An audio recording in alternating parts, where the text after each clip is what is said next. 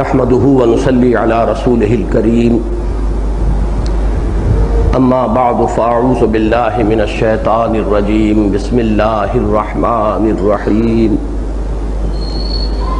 يا ايها الذين آمنوا كونوا انصار الله كما قال عيسى ابن مريم للحواريين من انصاري الى الله قال الحواريون نحن انصار الله فآمنت طائفة من بني إسرائيل وكفرت طائفة فأيدنا الذين آمنوا على عدوهم فأصبحوا ظاهرين صدق الله العظيم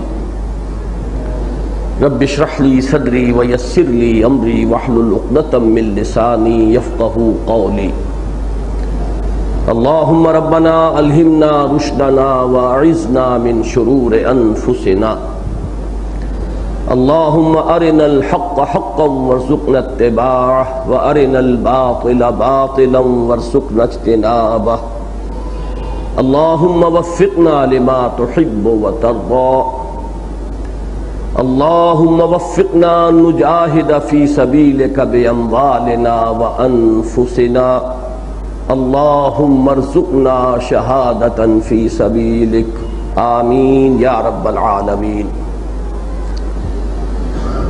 سورہ صف کے درس کے سلسلے میں آج ہماری 5ویں اور انشاءاللہ آخری نشست ہے۔ یہ سورہ مبارکہ کل 14 آیات پر مشتمل ہے جو 2 رکوعوں میں منقسم ہیں۔ پہلے رکوع میں 9 آیات ہیں، دوسرے رکوع میں 5 آیات ہیں، لیکن ان رکوعوں کی تقسیم سے ہٹ کر ذرا اس کا جو تجزیہ میں درس کے دوران آپ کے سامنے رکھتا رہا ہوں اس کو اپنے ذہن میں اس طرح معین کر لیجئے کہ پہلے 4 آیات پر مشتمل اس کا پہلا سیکشن ہے، یہ تمہیدی نوعیت کا ہے۔ اس کے بعد 4 آیات میں بنی اسرائیل کی تاریخ کے 3 ادوار آئے ہیں بطور نشان عبرت امت مسلمہ کے لیے کہ سابقہ امت مسلمہ یہ تھی، اس کا طرز عمل یہ رہا۔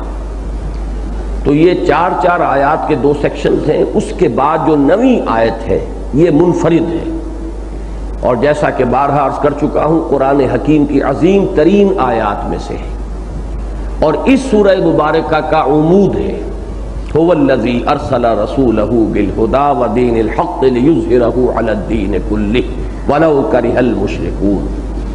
شاہ ولی اللہ دہلوی کی ایک قول کے مطابق تو یہ پورے قرآن مجید کا عمود ہے، لیکن بہرحال اس وقت صرف توجہ سورہ صف کے مضامین پر مرتکز کیجئے تو سورہ صف کا لازماً عمود یہی۔ پھر 4 آیات کا ایک سیکشن ہے جس میں اب اس مقصد کے لیے جو مقصد بعثت محمدی ہے صلی اللہ علیہ وسلم، اہل ایمان کو دعوت جہاد دی گئی، جان اور مال کھپاؤ، اور ساتھ ہی یہ بھی کہ اگر یہ کرتے ہو تو کیا کیا انعامات ہیں کہ جن کا اللہ تم سے وعدہ فرماتا ہے۔ اس کے بعد پھر ایک آیت جو ہے جو آج ہمیں پڑھنی ہے، یہ گویا کہ ایک منفرد آیت ہے، اور یہ بھی قرآن مجید کی بہت ہی عظیم اور اہم آیات میں سے ہے، اس لیے کہ اس میں جو اجتماعیت اس مقصد عظیمہ کے لیے وجود میں آئے گی، وہ مقصد عظیمہ جو اس آیہ مبارکہ میں ہے هو الذی ارسل رسولہ بالہدی ودین الحق لیظہرہ علی الدین کلہ، اس کے لیے جو اجتماعیت درکار ہے، اس اجتماعیت کی جو اساس ہے اسے معین کیا گیا ہے۔ تو اس طرح 4 آیات کے 3 سیکشن، درمیان میں ایک آیت کے جو اس کے عمود کی حیثیت رکھتی ہے، اور آخری آیت کہ جو اس مقصد عظیم کے لیے ایک اجتماعیت کی اساس فراہم کرتی ہے۔ اس طرح یہ 14 آیات کا تجزیہ ہے۔ پھر ذرا ذہن میں تازہ کر لیں اس عمود کے اعتبار سے ذرا اس کے دونوں طرف مضامین کا ایک جائزہ۔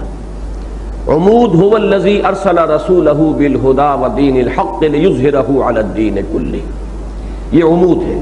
محمد الرسول اللہ صلی اللہ علیہ وسلم کی بعثت کا مقصد معین ہوا غلبہ دین، اور یہ میں عرض کر چکا ہوں کہ چونکہ حضور کی بعثت ہے از روئے قرآن حکیم نص قرآنی کے مطابق وما ارسلناک الا کافۃ للناس بشیرا ونذیرا، تو یہ غلبہ دین جو ہے لازماً گلوبل ہونا چاہیے، اس پورے کرۂ ارضی کے اوپر پورے عالم انسانی پر غلبہ دین، دین حق، یہ لازم ہے محمد الرسول اللہ صلی اللہ علیہ وسلم کے مقصد بعثت کی تکمیل کے ضمن میں۔ اس کے بعد والے سیکشن میں اب جوڑتے چلے جائیے۔ سوال کیا گیا اہل ایمان جو دعوے دار ہو اللہ پر بھی ایمان کے اور رسول پر بھی ایمان کے، اللہ ہے جس نے بھیجا ہے اپنے رسول کو صلی اللہ علیہ وسلم، هو الذی ارسل رسولہ۔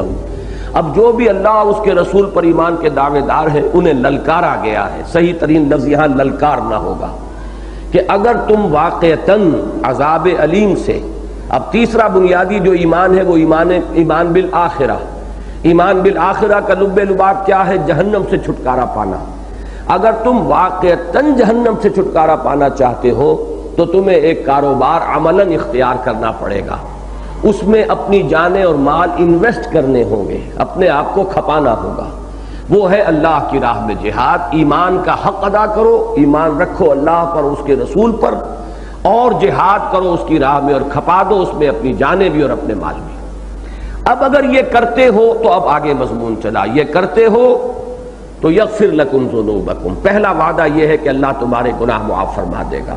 یعنی اگر رخ یہی رہے تمہاری زندگی کا، تمہاری جد و جہد اور بھاگ دوڑ جو ہے اصلاً رہے اسی رخ پر، تو جو خطائیں ہو جائیں، جو لغزشیں ہو جائیں، جو کہیں کوتاہی ہو جائے، جو کہیں تقصیر ہو جائے، اللہ کنڈون کر دے گا، معاف فرما دے گا۔ میں عرض کر چکا ہوں رخ وہ نہیں ہے تو پھر تو بات ہی مختلف ہے، پھر تو اس کے بارے میں گویا کہ یہاں گفتگو ہی نہیں ہے۔ البتہ یہ رخ کر لو تو پھر کمزور بھی ہوتے ہیں، قوی بھی ہوتے ہیں، تیز رفتار بھی ہوتے ہیں، سست رفتار بھی ہوتے ہیں۔ اللہ نے تمام انسانوں کو ایک جیسا نہیں بنایا ہے، نہ ہر مرد نہ ہر زن زن است و نہ ہر مرد مرد، خدا پنج انگشت یکساں نہ کر۔ پھر یہ ہے کہ اگر رخ یہی ہے تو کوئی اگر تیز رفتار ہے اس کے حساب سے اللہ کے اجر پائے گا، جو اگر کوئی سست ہے تو اس کو اللہ تعالیٰ اس کی سستیوں کو کنڈون کرے گا۔ لیکن مغفرت کا وعدہ ہے نمبر ایک۔ نمبر دو، وہ تو گویا سلبی وعدہ ہو گیا، منفی وعدہ ہو گیا، جہنم سے چھٹکارا، مغفرت۔ اور مثبت وعدہ کیا ہے؟ وَيُدْخِلْكُمْ جَنَّاتٍ تَجْرِي مِن تَحْتِهَا الْأَنْهَارُ وَمَسَاكِنَ طَيِّبَةً فِي جَنَّاتِ عَدْنٍ، تمہیں داخل کرے گا ان باغات میں جن کے دامن میں ندیاں بہتی ہوں گی، اور ان انتہائی پاکیزہ گھرانوں میں، ریزیڈنشل گارڈنز میں جو ہمیشگی والے باغات ہیں۔ ذالک الفوز العظیم، یہاں فل سٹاپ لگا دیا گیا۔ اصل کامیابی یہی ہے، تمہاری نگاہیں اسی کامیابی پر جم جانی چاہیے۔ کوئی اور کامیابی یعنی دنیاوی کامیابی جس کا آگے ذکر آ رہا ہے، اسے اگر انسان قرار بھی تو نافلۃ لک، وہ گویا کہ ایک اضافی شے ہے جو اللہ تعالیٰ جس کو چاہتا ہے دیتا ہے۔ ہمیشہ جد و جہد کامیاب نہیں ہوئی۔ آپ کو معلوم ہے کہ شہیدین کی تحریک اس اعتبار سے کامیاب نہیں ہوئی کہ انہیں دنیا میں غلبہ مل گیا ہوتا، لیکن اس کے یہ معنی نہیں کہ وہ ناکام ہے۔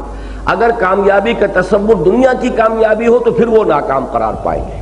کتنے ہی رسول ہیں کہ ان کی جد و جہد دنیا میں کامیاب نہیں ہوئی، تو معاذ اللہ اگر تمہارا تصور وہ رہا کہ دنیاوی کامیابی بھی اس کا جزو لازم ہے، تو گویا کہ پھر وہ کسی نہ کسی اعتبار سے اور کسی نہ کسی درجے میں ناکام قرار پائیں گے۔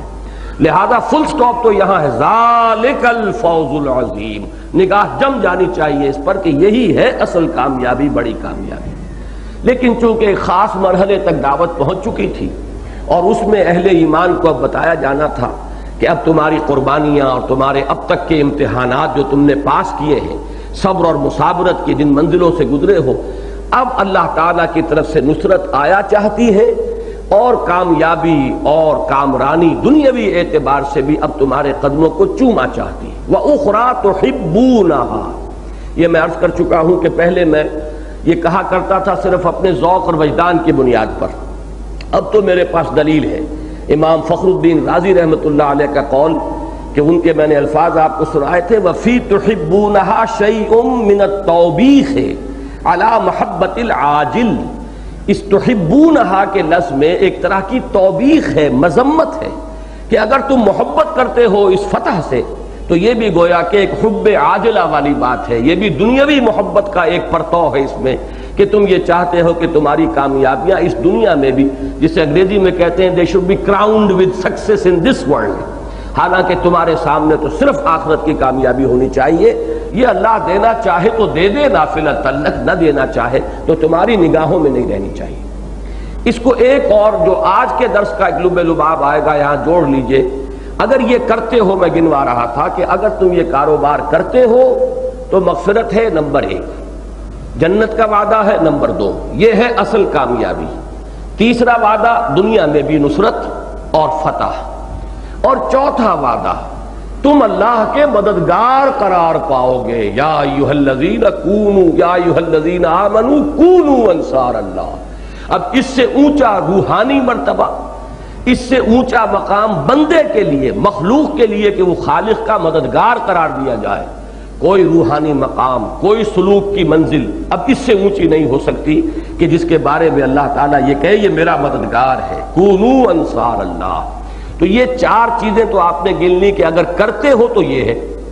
اب ذرا پیچھے کی طرف جائزہ لیجئے، اگر نہیں کرتے تو نمبر 1 جہنم سے چھٹکارا پانے کی امید بھی امید موہوم ہے۔ وہ آیا کس انداز سے یہ مضمون نکلا کہ یا ایھا الذین آمنوا هل ادلکم علی تجارۃ تنجیکم من عذاب علیم، اہل ایمان کیا تمہیں وہ تجارت بتائی جائے جو عذاب علیم سے چھٹکارا دلا دے؟ اب اگر یہ نہیں کرتے تو اس کے کیا معنی ہے کہ عذاب علیم سے چھٹکارا پانا ایک امید موہوم ہے۔ ذرا اور پیچھے چلیے تو یہ گویا کہ وہی رویہ ہوگا جو تم سے پہلی امت نے اختیار کیا، جو 4 آیات میں آیا۔ حضرت موسیٰ کے ساتھ بنی اسرائیل کا معاملہ کیا رہا؟ انہیں رسول مانا، وَقَدْ تَعْلَمُونَ أَنِّي رَسُولُ اللَّهِ إِلَيْكُمْ، لیکن ان کے ساتھ مدد نہیں کی، تعاون نہیں کیا، ان کے کہنے پر جانے ہتھیلی پر رکھ کر میدان میں نہیں آئے۔ یہ قول و عمل کا تضاد وہیں سے شروع ہو گیا۔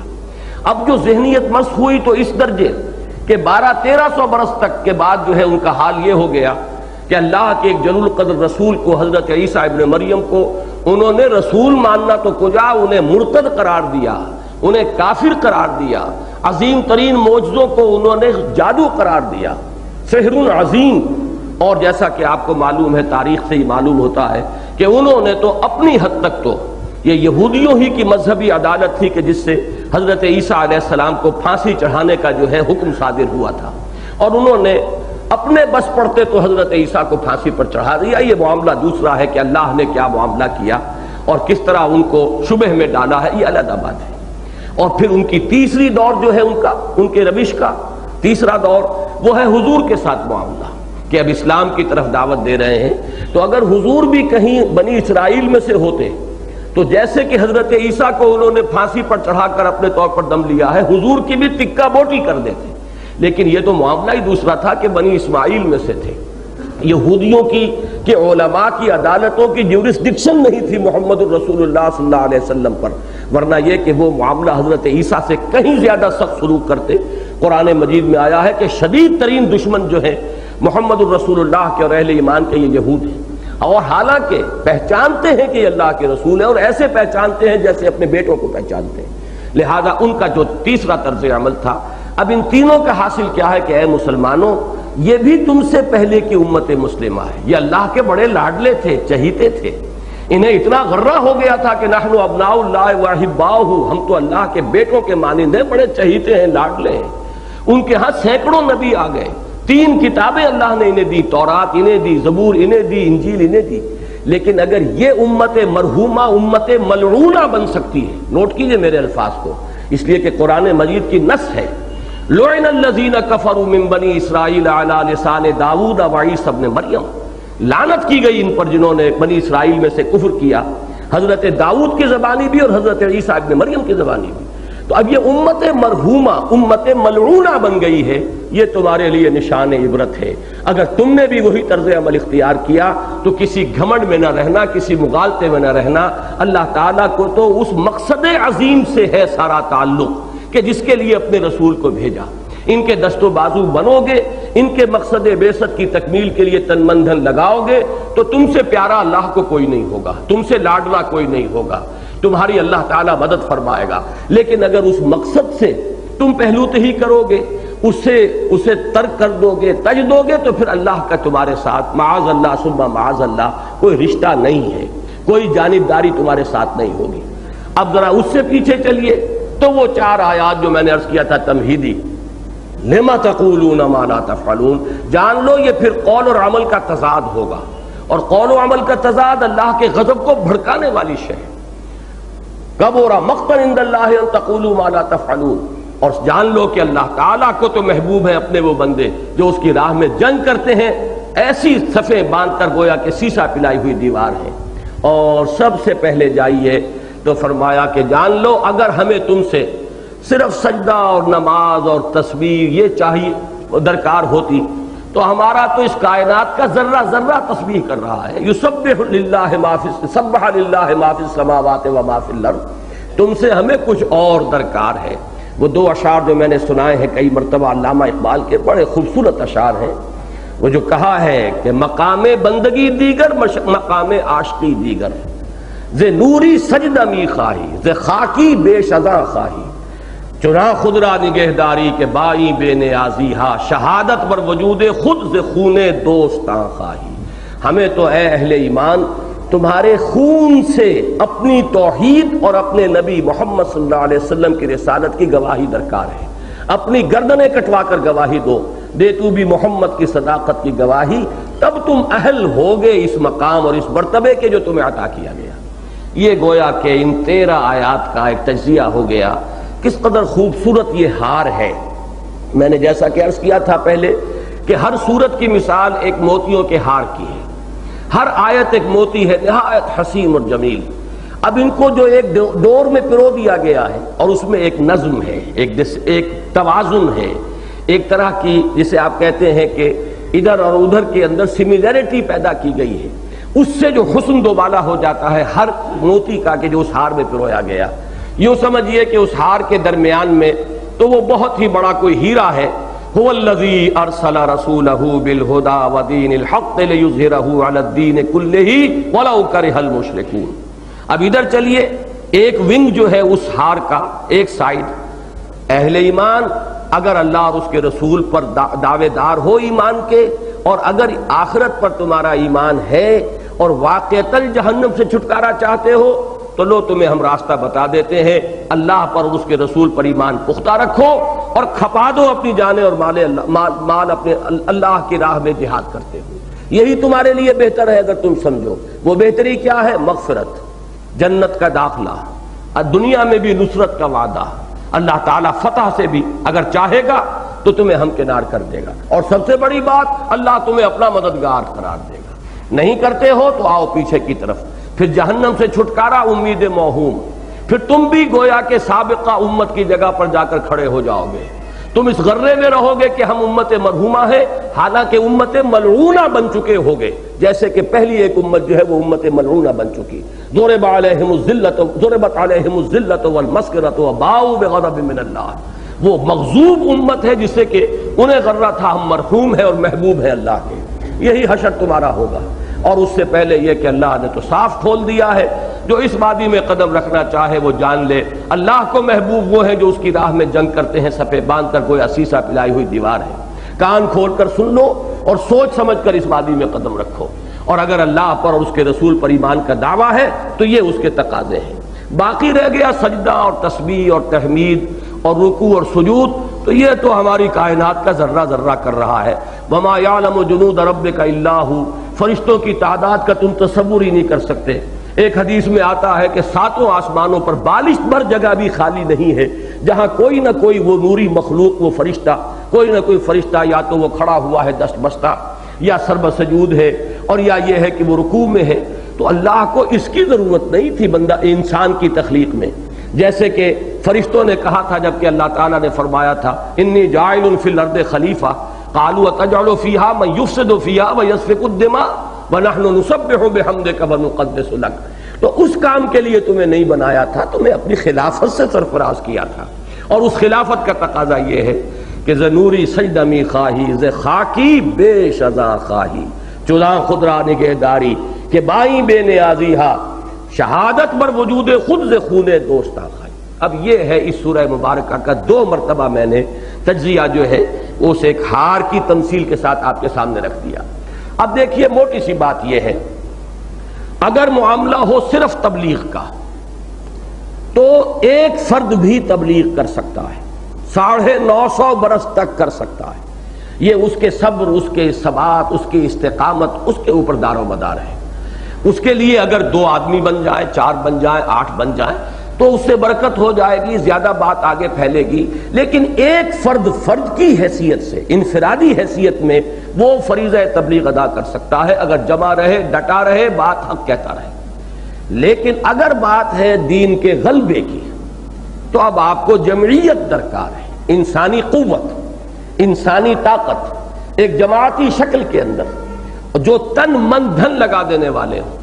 لہذا اس کے لیے پکارا گیا، یا ایھا الذین آمنوا هل ادلکم علی تجارۃ تنجیکم من عذاب علیم۔ یہ معاملہ جو ہے ذہن میں رکھیے کہ حضرت موسیٰ علیہ السلام حالانکہ خود رسول تھے، ان کے ساتھ ان کے بھائی حضرت ہارون بھی رسول تھے، 2 جلیل القدر رسول، اور پھر قرآن مجید ہی کی گواہی ہے کہ ان کے جو خلیفہ تھے یوشع ابن نون، وہ بھی لوگوں کو ترغیب دلا رہے تھے کہ اللہ کی راہ میں جہاد کرو، قتال کرو۔ 3 تو کم سے کم ثابت ہو گئے، لیکن ظاہر بات ہے کہ 3 سے غلبہ دین کی منزل سر نہیں ہوتی، چاہے ان میں 2 رسول ہو اور 1 صدیق ہو، تب بھی غلبہ دین کا کام نہیں ہو سکتا جب تک کہ ایک معتدب جمعیت تیار نہ ہو۔ ایک انسانی قوت درکار ہے غلبہ دین کے لیے، جیسا کہ میں عرض کر چکا ہوں، پھر ذہن میں رکھیے، محض تبلیغ ایک فرد بھی کر سکتا ہے، لیکن غلبہ دین کے لیے آپ کو ایک جمعیت درکار ہے، قوت درکار ہے، ایک جماعت درکار ہے، ایسے لوگوں کی جو فدائین جن کو کہا جائے، تن من دھن لگا دینے والے لوگ، جن کی سب سے بڑی آرزو اللہ کی راہ میں گردن کٹوا دینا ہو، جو اس میں قطعاً کسی درجے میں بھی اس اپنی جان کو بچانے کے لیے پیٹھ موڑنے والے نہ ہوں، ایسے لوگ، اور پھر یہ کہ وہ منظم ہوں، وہ ایک سم و طاعت کے نظام کے اندر پروئے ہوئے ہوں۔ یہ مضمون ہے بھی آخری آیت کا، یا ایھا الذین آمنوا کونوا انصار اللہ، اہل ایمان، اے ایمان کے دعوے دارو، اللہ کے مددگار بنو، کما قال عیسی ابن مریم للحواریین۔ اب جیسے کہ مثال دی گئی یہودیوں کی، اسی طریقے سے اب مثال دی جا رہی ہے وہ جو وفادار تھے حضرت مسیح علیہ السلام کے حواری۔ جہاں ایک بری مثال موجود ہے پوری تاریخ جو ہے یہود کی، وہاں یہ کہ ایک نہایت درخشاں مثال بھی موجود ہے انہی کی تاریخ میں حواریین مسیح علیہ السلام کی۔ اس میں یاد کر لیجئے جو حضرات تسلسل سے اس درس میں شریک ہو رہے ہیں کہ سورہ حدید میں بھی یہی بات تھی کہ جہاں وہ مذمت والی مثال تھی اس میں بنی اسرائیل کو لایا گیا، وَلَا يَكُونُوا كَالَّذِينَ أُوتُوا الْكِتَابَ مِن قَبْلُ فَطَالَ عَلَيْهِمُ الْأَمَدُ فَقَسَتْ قُلُوبُهُمْ وَكَثِيرٌ مِّنْهُمْ فَاسِقُونَ۔ لیکن اس کے بعد آخری رکوع میں سورہ حدید میں پھر حضرت مسیح علیہ السلام کے متبعین کا ذکر کسی قدر ان کی تحسین کے انداز میں، وَجَعَلْنَا فِي قُلُوبِ الَّذِينَ اتَّبَعُوهُ رَأْفَةً وَرَحْمَةً، ہم نے جن لوگوں نے مسیح کی پیروی کی ان کے دلوں میں رافت اور رحمت پیدا کر دی، اگرچہ ان سے غلطی ہوئی، انہیں غلو کیا اور غلو کر کے انہوں نے رہبانیت کی راہ ایجاد کر لی، اس میں بھی ان کی نیت نیک تھی، لیکن دین میں جو انہوں نے بدعت ورہبانیت ان ابتدعوها، یہ بدعت تھی جو انہوں نے ایجاد کی، اور یہ جو ہے غلو تھا دین میں اس متوازن راستے سے ہٹ کر، لہذا اس کی بھی مثال سامنے لے آئی گئی کہ ان سے بھی بچنا ہے۔ یہاں ترتیب تو وہی ہے کہ وہاں تو صرف ایک آیت میں بنی اسرائیل کا ذکر تھا، یہاں 4 آیتیں میں عرض کر چکا ہوں، آیت نمبر 5 سے آیت نمبر 8 تک، اس میں جو مذمت والی بات تھی تفصیل کے ساتھ آ چکی ہے۔ یہاں اب حضرت مسیح کے جو حواریین تھے ان کا کردار جو ہے ایک روشن اور تابناک مثال کی حیثیت سے پیش کیا جا رہا ہے۔ اہل ایمان اللہ کے مددگار بنو، جیسے کہ کہا تھا عیسیٰ ابن مریم نے حواریین سے، من انصاری الی اللہ، کون ہے میرا مددگار اللہ کی راہ میں۔ اب یہاں نصرت کی 2 نسبتیں نوٹ کر لیجئے۔ پہلا سوال ہے کونو انصار اللہ، بنو اللہ کے مددگار۔ یہاں حضرت مسیح کا قول نقل کیا گیا جیسے کہ انہوں نے حواریین سے کہا تھا کون ہے میرا مددگار اللہ کی راہ میں، تو نسبتیں 2 ہو گئیں، اللہ کی نصرت، اللہ کے رسول کی نصرت۔ قال الحواریون نحن انصار اللہ، تو جواب دیا تھا حواریین مسیح علیہ الصلوۃ والسلام نے، ہم ہیں اللہ کے مددگار۔ فآمنت طائفۃ من بنی اسرائیل وکفرت طائفہ، تو بنی اسرائیل میں سے ایک گروہ ایمان لایا اور وہ معدود چند لوگ تھے، اور ایک گروہ جس کی یہاں تشریح نہیں ہے کہ اکثریت ان کی وہی تھی کہ جنہوں نے کفر کی روش اختیار کی۔ اس کے بعد تاریخ کو سمیٹا گیا ہے ایک طویل داستان کو، جسے آپ کہتے ہیں to cut a long story short, تو اس انداز میں جو انجام آخر کار ہوا وہ کیا تھا؟ فَأَيَّدْنَا الَّذِينَ آمَنُوا عَلَىٰ عَدُوِّهِمْ، تو ہم نے تائید فرمائی، ہم نے مدد دی ان لوگوں کو جو ایمان لائے تھے ان کے خلاف جنہوں نے کفر کی روش اختیار کی، جو دشمنی کر رہے تھے حضرت مسیح علیہ السلام سے۔ فَأَصْبَحُوا ظَاهِرِينَ، تو وہی جو تھے حواریین اور ان کے ماننے والے اور حضرت مسیح پر ایمان رکھنے والے، وہی ہوئے غالب۔ یہ ظاہرین وہ لفظ آ گیا، لِيُظْهِرَهُ عَلَى الدِّينِ كُلِّهِ، اس کے ساتھ جو ہے اس کا تعلق جڑ جائے گا۔ ظاہر یہاں بمعنی غالب ہے، اگرچہ اردو میں عام طور پر ظاہر ہم کہتے ہیں نمایاں کو، وہ میں پوری شرح کر چکا ہوں اس وقت کہ اس لفظ کا مادہ کیا ہے، اس سے یہ مفہوم کیسے وجود میں آتا ہے، وہ تفصیل جو ہے اس وقت میں نہیں دہراؤں گا۔ اب اس سے پہلے کہ اس آیہ مبارکہ کے اب ہم ایک ایک لفظ پر غور کریں، اس کا تعلق اس عظیم آیت کے ساتھ بھی نوٹ کر لیجئے جو سورہ حدید کی آیت نمبر 25 ہے۔ اس کے پہلے حصے کا تعلق اس سورہ صف کی جو مرکزی آیت ہے اس کے ساتھ میں نے بارہا نمایاں کیا۔ لَقَدْ أَرْسَلْنَا رُسُلَنَا بِالْبَيِّنَاتِ وَأَنزَلْنَا مَعَهُمُ الْكِتَابَ وَالْمِيزَانَ، یہ تھا کہ جو سورہ حدید میں فرمایا ہم نے بھیجا اپنے رسولوں کو واضح نشانیوں کے ساتھ اور اتاری ان کے ساتھ میزان بھی اور شریعت بھی، کتاب بھی اور میزان بھی۔ اس کے پیرلل یہاں کیا مضمون آیا؟ هُوَ الَّذِي أَرْسَلَ رَسُولَهُ بِالْهُدَى وَدِينِ الْحَقِّ، وہی ہے اللہ جس نے بھیجا اپنے رسول کو صلی اللہ علیہ وسلم الہدا، قرآن حکیم اور دین حق، وہ نظام عدل و قسط دے کر کہ جو کامل نظام زندگی کی شکل میں محمد الرسول اللہ کو دیا گیا۔ اب وہاں فرمایا تھا لِيَقُومَ النَّاسُ بِالْقِسْطِ، یہ سب کچھ ہم نے کس لیے کیا؟ تاکہ لوگ عدل اور انصاف پر قائم ہوں۔ یہاں فرمایا لِيُظْهِرَهُ عَلَى الدِّينِ كُلِّهِ، تاکہ غالب کر دیں اس نظام عدل و قسط کو پورے کے پورے نظام زندگی پر۔ الفاظ مختلف ہیں، مفہوم ایک ہی ہے، لیکن اب جوڑیے اس آیہ مبارکہ کا آخری ٹکڑا کیا ہے؟ وَلِيَعْلَمَ اللَّهُ مَن يَنصُرُهُ وَرُسُلَهُ بِالْغَيْبِ، اور اللہ دیکھنا چاہتا ہے کہ کون ہے اس کے وفادار بندے جو مدد کرتے ہیں اس کی بھی اور اس کے رسولوں میں بھی، غیب کے باوجود۔ اللہ تعالیٰ ان کی نگاہوں کے سامنے نہیں ہے، جنت ان کی نگاہوں کے سامنے نہیں ہے، اللہ کی رضا جوئی کے لیے، جنت کے حصول کے لیے، دوزخ بھی ان کی نگاہوں کے سامنے نہیں ہے، دوزخ سے بچنے کے لیے جو اللہ کی مدد کر رہے ہیں اور اللہ کے رسولوں کی مدد کر رہے ہیں، کون ہے وہ وفادار بندے؟ اللہ دیکھنا چاہتا ہے۔ اب دیکھیے ان الفاظ کو، وَلِيَعْلَمَ اللَّهُ مَن يَنصُرُهُ وَرُسُلَهُ بِالْغَيْبِ، اور تاکہ اللہ دیکھ لے کہ کون ہے اس کے وہ وفادار بندے جو مدد کرتے ہیں اس کی بھی اور اس کے رسولوں کی بھی غیب میں۔ یہ ٹکڑا ہے جس کی وضاحت یہ آیت ہے، یا ایھا الذین آمنوا کونوا انصار اللہ۔ وہی دو نصرتیں وہاں تھی، اللہ کی نصرت اور اس کے رسولوں کی نصرت۔ اہل ایمان بنو اللہ کے مددگار، کما قال عیسی ابن مریم للحواریین من انصاری الی اللہ۔ تو اس آیت کا جو آخری حصہ تھا یوں سمجھئے کہ اسی کی شرح پر مشتمل ہے یہ آخری آیت سورہ صف کی۔ درمیان میں اس میں کیا تھا؟ وَأَنزَلْنَا الْحَدِيدَ، ہم نے لوہا بھی اتارا ہے، فیہ باس شدید، اس میں جنگ کی صلاحیت ہے، اس کی طرف اشارہ ہو گیا درمیان میں، یا ایھا الذین آمنوا هل ادلکم علی تجارۃ تنجیکم من عذاب علیم تؤمنون باللہ ورسولہ وتجاہدون فی سبیل اللہ باموالکم وانفسکم ذالکم خیر لکم ان کنتم تعلمون۔ اور اس جہاد کی آخری منزل وہی قتال فی سبیل اللہ ہے جس میں لوہا استعمال ہوتا ہے۔ وہاں اجمال تھا، وَأَنزَلْنَا الْحَدِيدَ فِيهِ بَأْسٌ شَدِيدٌ، ہم نے لوہا بھی اتارا ہے جس میں بڑی جنگ کی صلاحیت اسلحہ بنتا ہے، یہاں اس کے لیے پکار لیا گیا۔ تو یوں کہیے کہ یہ 9ویں آیت سے لے کر 14ویں آیت تک در حقیقت یہ شرح ہو رہی ہے سورہ حدید کی آیت نمبر 25 کی، لَقَدْ أَرْسَلْنَا رُسُلَنَا بِالْبَيِّنَاتِ وَأَنزَلْنَا مَعَهُمُ الْكِتَابَ وَالْمِيزَانَ لِيَقُومَ النَّاسُ بِالْقِسْطِ وَأَنزَلْنَا الْحَدِيدَ فِيهِ بَأْسٌ شَدِيدٌ وَمَنَافِعُ لِلنَّاسِ وَلِيَعْلَمَ اللَّهُ مَن يَنصُرُهُ وَرُسُلَهُ بِالْغَيْبِ إِنَّ اللَّهَ قَوِيٌّ عَزِيزٌ صدق اللہ العظیم۔ اب آئیے ان کے ایک ایک لفظ پر غور کیجئے۔ سب سے پہلا سوال پیدا ہوتا ہے اللہ تعالی کی نصرت۔ بظاہر ایک اعتبار سے یہ لفظ توہین آمیز ہے، اگر یہ لفظ کلام اللہ کا نہ ہوتا تو اللہ کے لیے یہ لفظ کسی طرح مناسبت رکھنے والا نہیں۔ اللہ کی مدد، معاذ اللہ ثم معاذ اللہ۔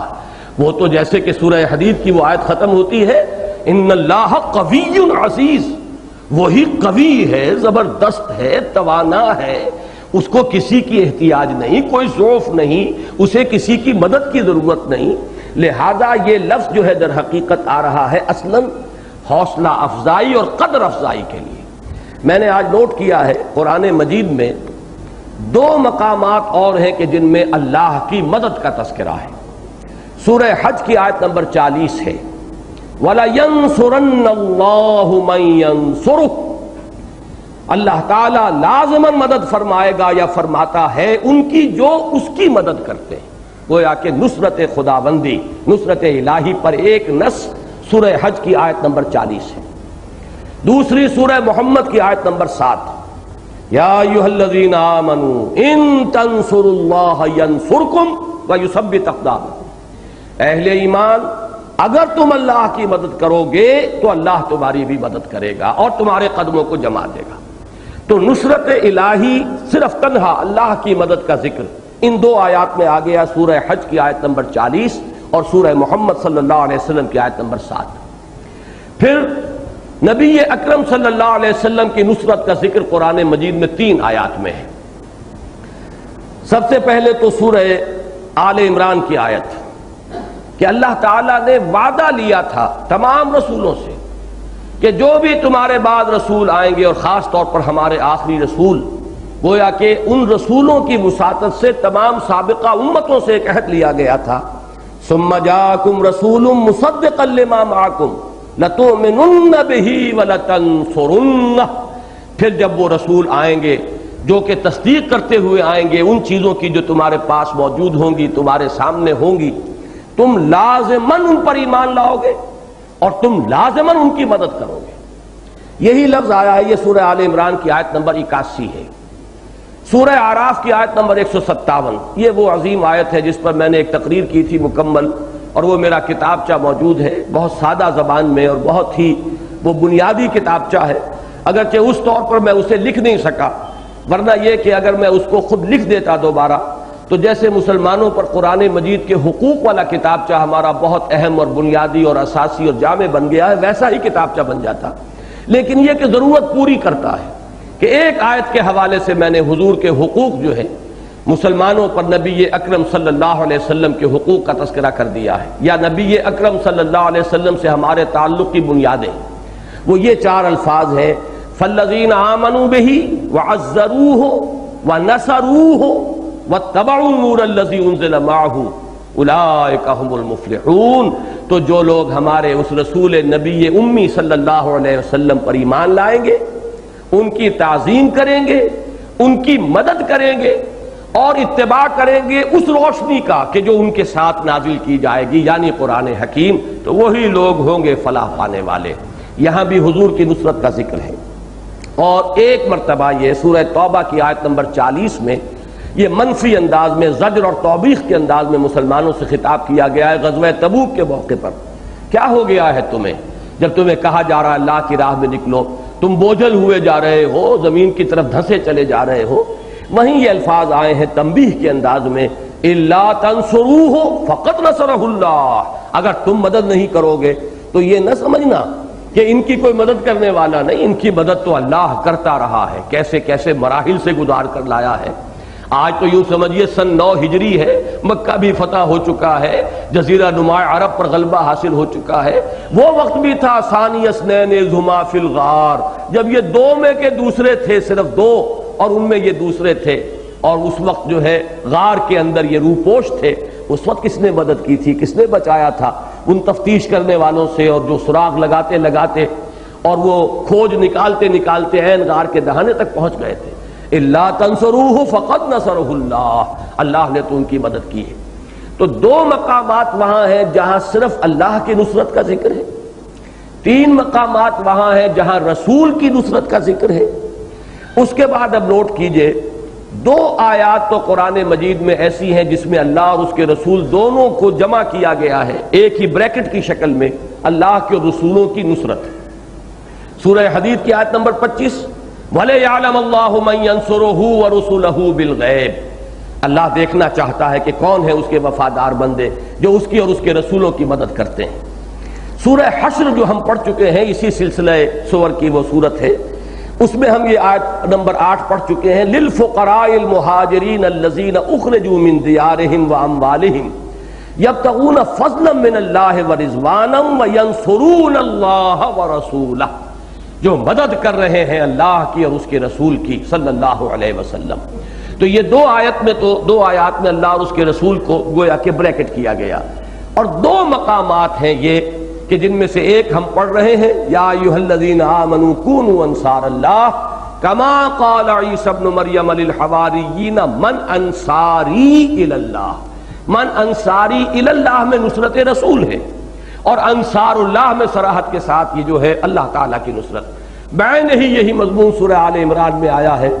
وَإِذَا أَحَسَّ عِیسیٰ مِنْهُمُ الْكُفْرَ، جبکہ وہ شروع ہوا ہے مخالفت کا معاملہ یہود کا حضرت مسیح علیہ السلام سے، غالباً لما کا لفظ وَلَمَّا أَحَسَّ عِیسیٰ مِنْهُمُ الْكُفْرَ، فَلَمَّا أَحَسَّ عِیسیٰ مِنْهُمُ الْكُفْرَ، جب کفر کی بہت ہی شدت محسوس کی حضرت مسیح نے تو انہوں نے کہا قال من انصاری اللہ، کون ہے میرا مددگار اللہ کی راہ میں. تو اس وقت حواریین نے کہا تھا نحن انصار اللہ. یہ بالکل وہی مضمون ہے جو اس مقام پر آیا ہے، اسی کا مثنیٰ ہے جو سورہ آل عمران میں ہے.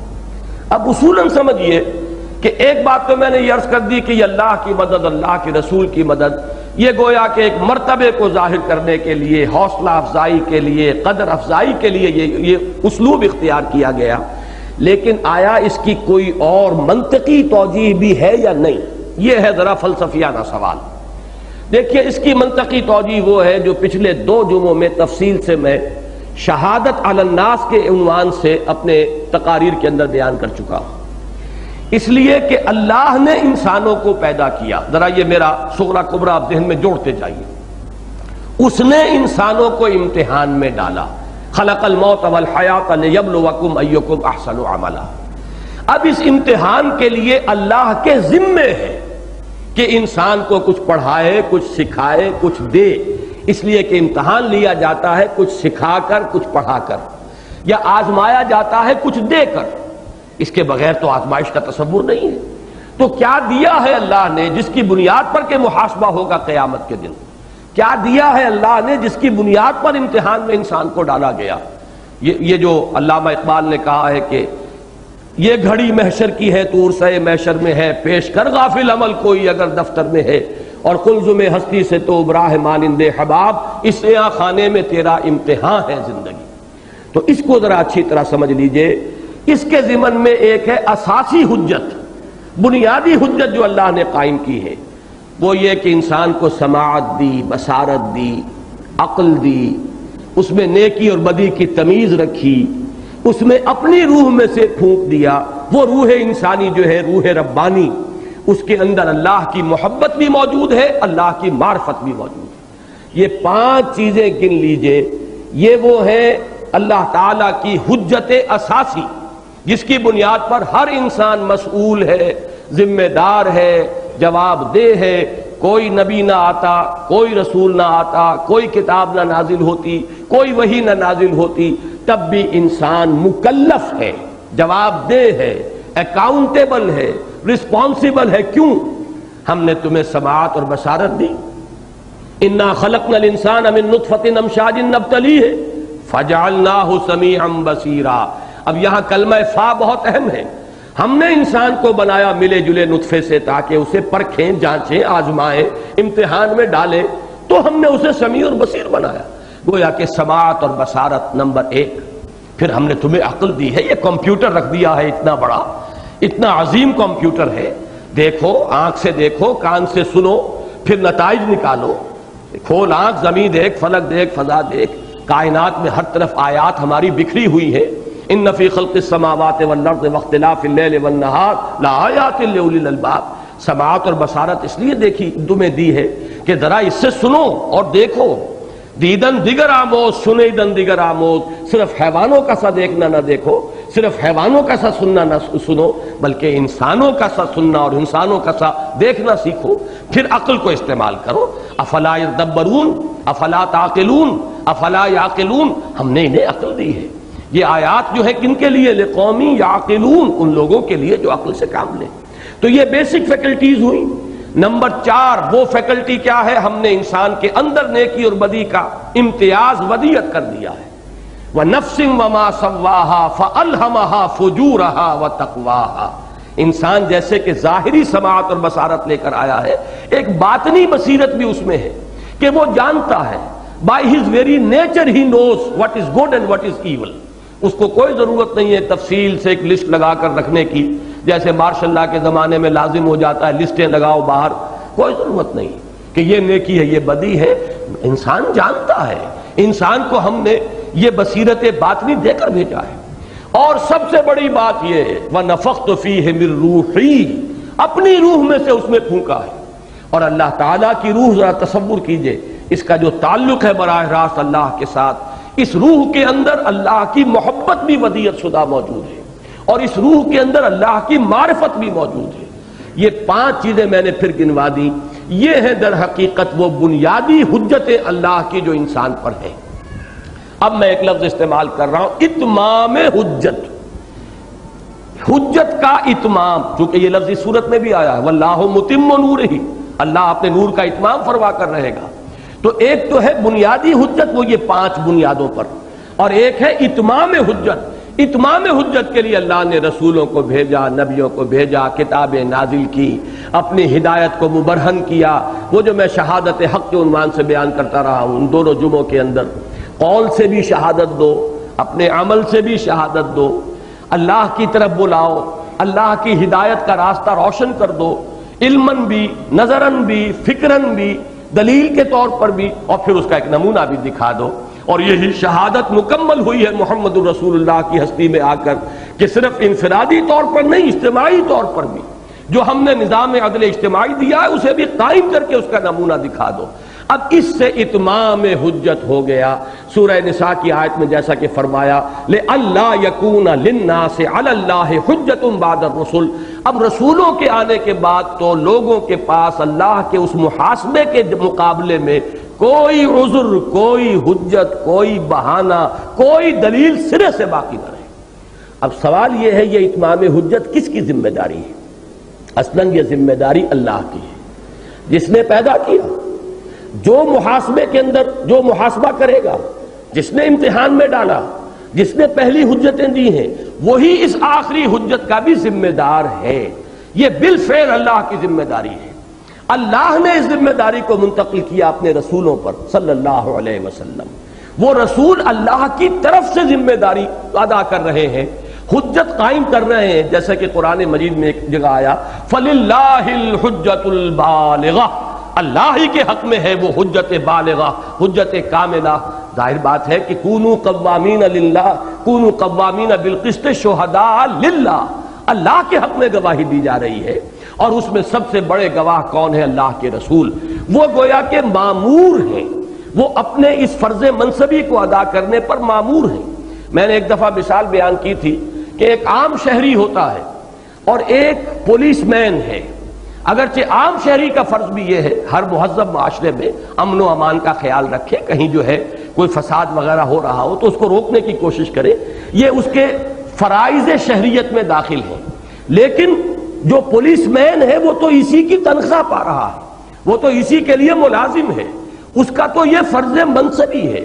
اسے تو جان بھی جوکھوں میں ڈالنی ہوگی، اپنی جان کا خطرہ بھی لے کر بہرحال وہ فساد جو ہے اس کو روکنا ہوگا، اس لیے کہ یہ تو اس کا عین فرض منصبی ہے. اگر وہ نہیں کرتا تو وہ تو گویا کہ اپنے اس فرض منصبی کی ادائیگی میں کوتاہی کر رہا ہوگا. اسی طرح ایک عام شہری کا بھی فرض ہے حفظان صحت کے اصولوں کو ملحوظ رکھنا، گندگی نہ ہونے دے، کوڑا کرکٹ جو ہے گلی میں باہر نہ پھینکے، اس کے لیے صحیح جو اصول ہیں ان کو اختیار کرے۔ یہ حفظان صحت کا اہتمام یہ ہر شہری کا بھی فرض ہے، لیکن جو محکمہ ہے صفائی کا وہ تو اسی کی روزی پاتے ہیں، انہیں تو صفائی کرنی ہی کرنی ہے، ان کی تو یہ ذمہ داری ہے، اس لیے کہ وہ اسی کے ملازم ہیں۔ بس یہی سمجھیے کہ اگرچہ یہ فرض عام انسانوں کا بھی ہے، دعوت و تبلیغ، جو بھی حق جس کو مل گیا ہے اس کے ذمہ ہے کہ حق کو آگے پہنچائے، یہ انسانی کردار کا لازمی تقاضا ہے کہ جو شے میں نے حق سمجھی میں اسے لوگوں تک پہنچاؤں۔ یہ میری لوگوں کی خیر خواہی کا بھی تقاضا ہے، جو بات مجھے اپنے لیے اچھی لگی وہ میں اپنے بھائی کے لیے بھی پسند کروں۔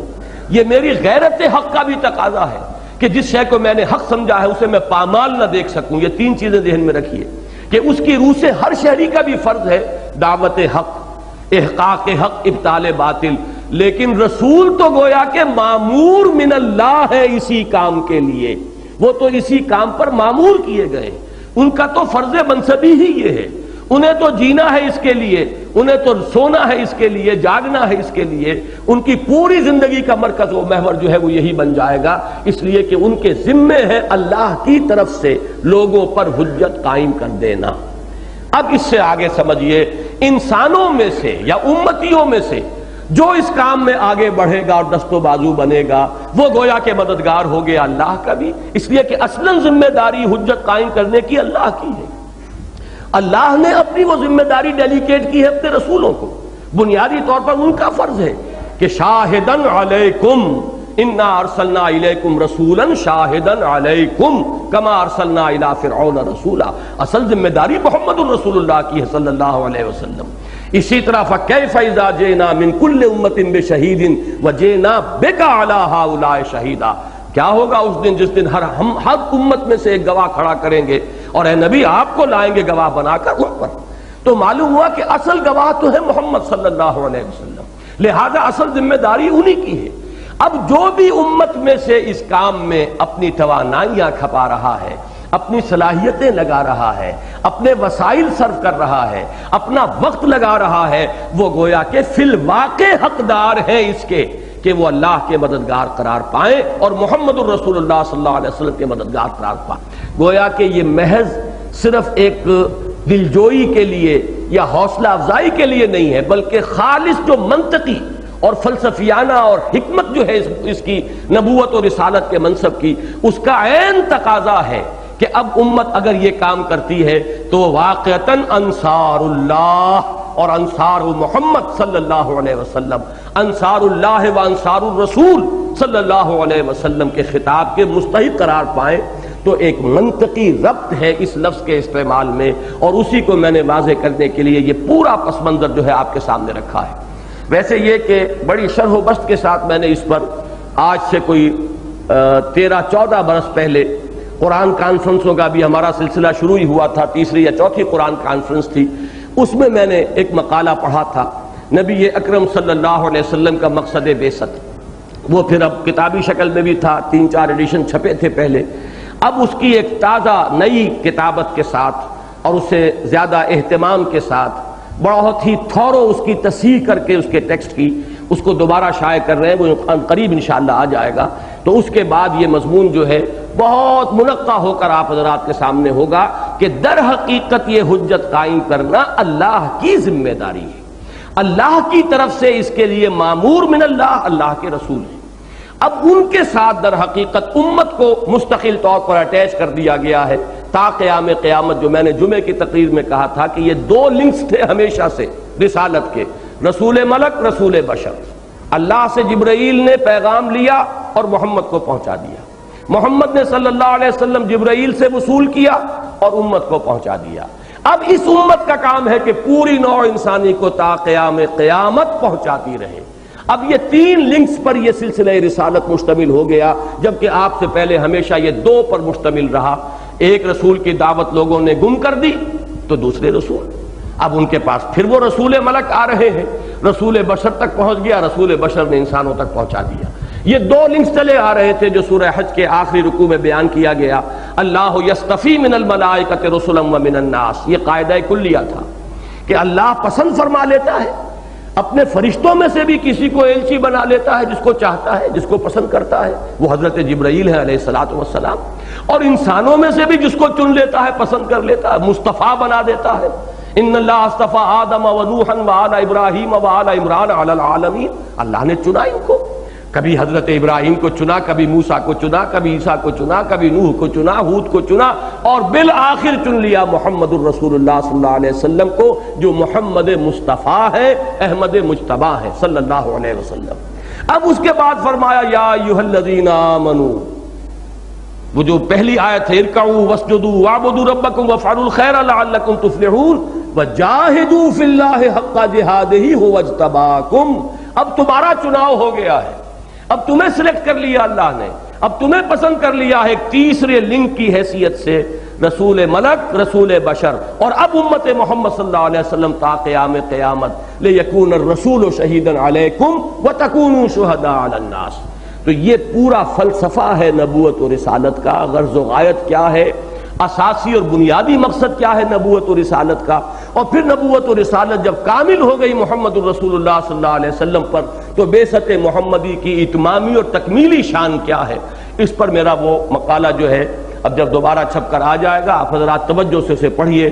اور میں یہ سمجھتا ہوں کہ اس وقت دنیا میں جہاں کہیں بھی احیاء اسلام کی جد و جہد ہو رہی ہے، اور جو لوگ بھی اس کام میں لگے ہوئے ہیں، ان کے لیے ایک بہت ہی اہم ہے بصیرت باطنی کے جو انشاءاللہ العزیز اس مقالے کے ذریعے سے فراہم ہوگی۔ میں اپنی پہلی فرصت میں کوشش کروں گا کہ اس کا عربی ترجمہ بھی ہو۔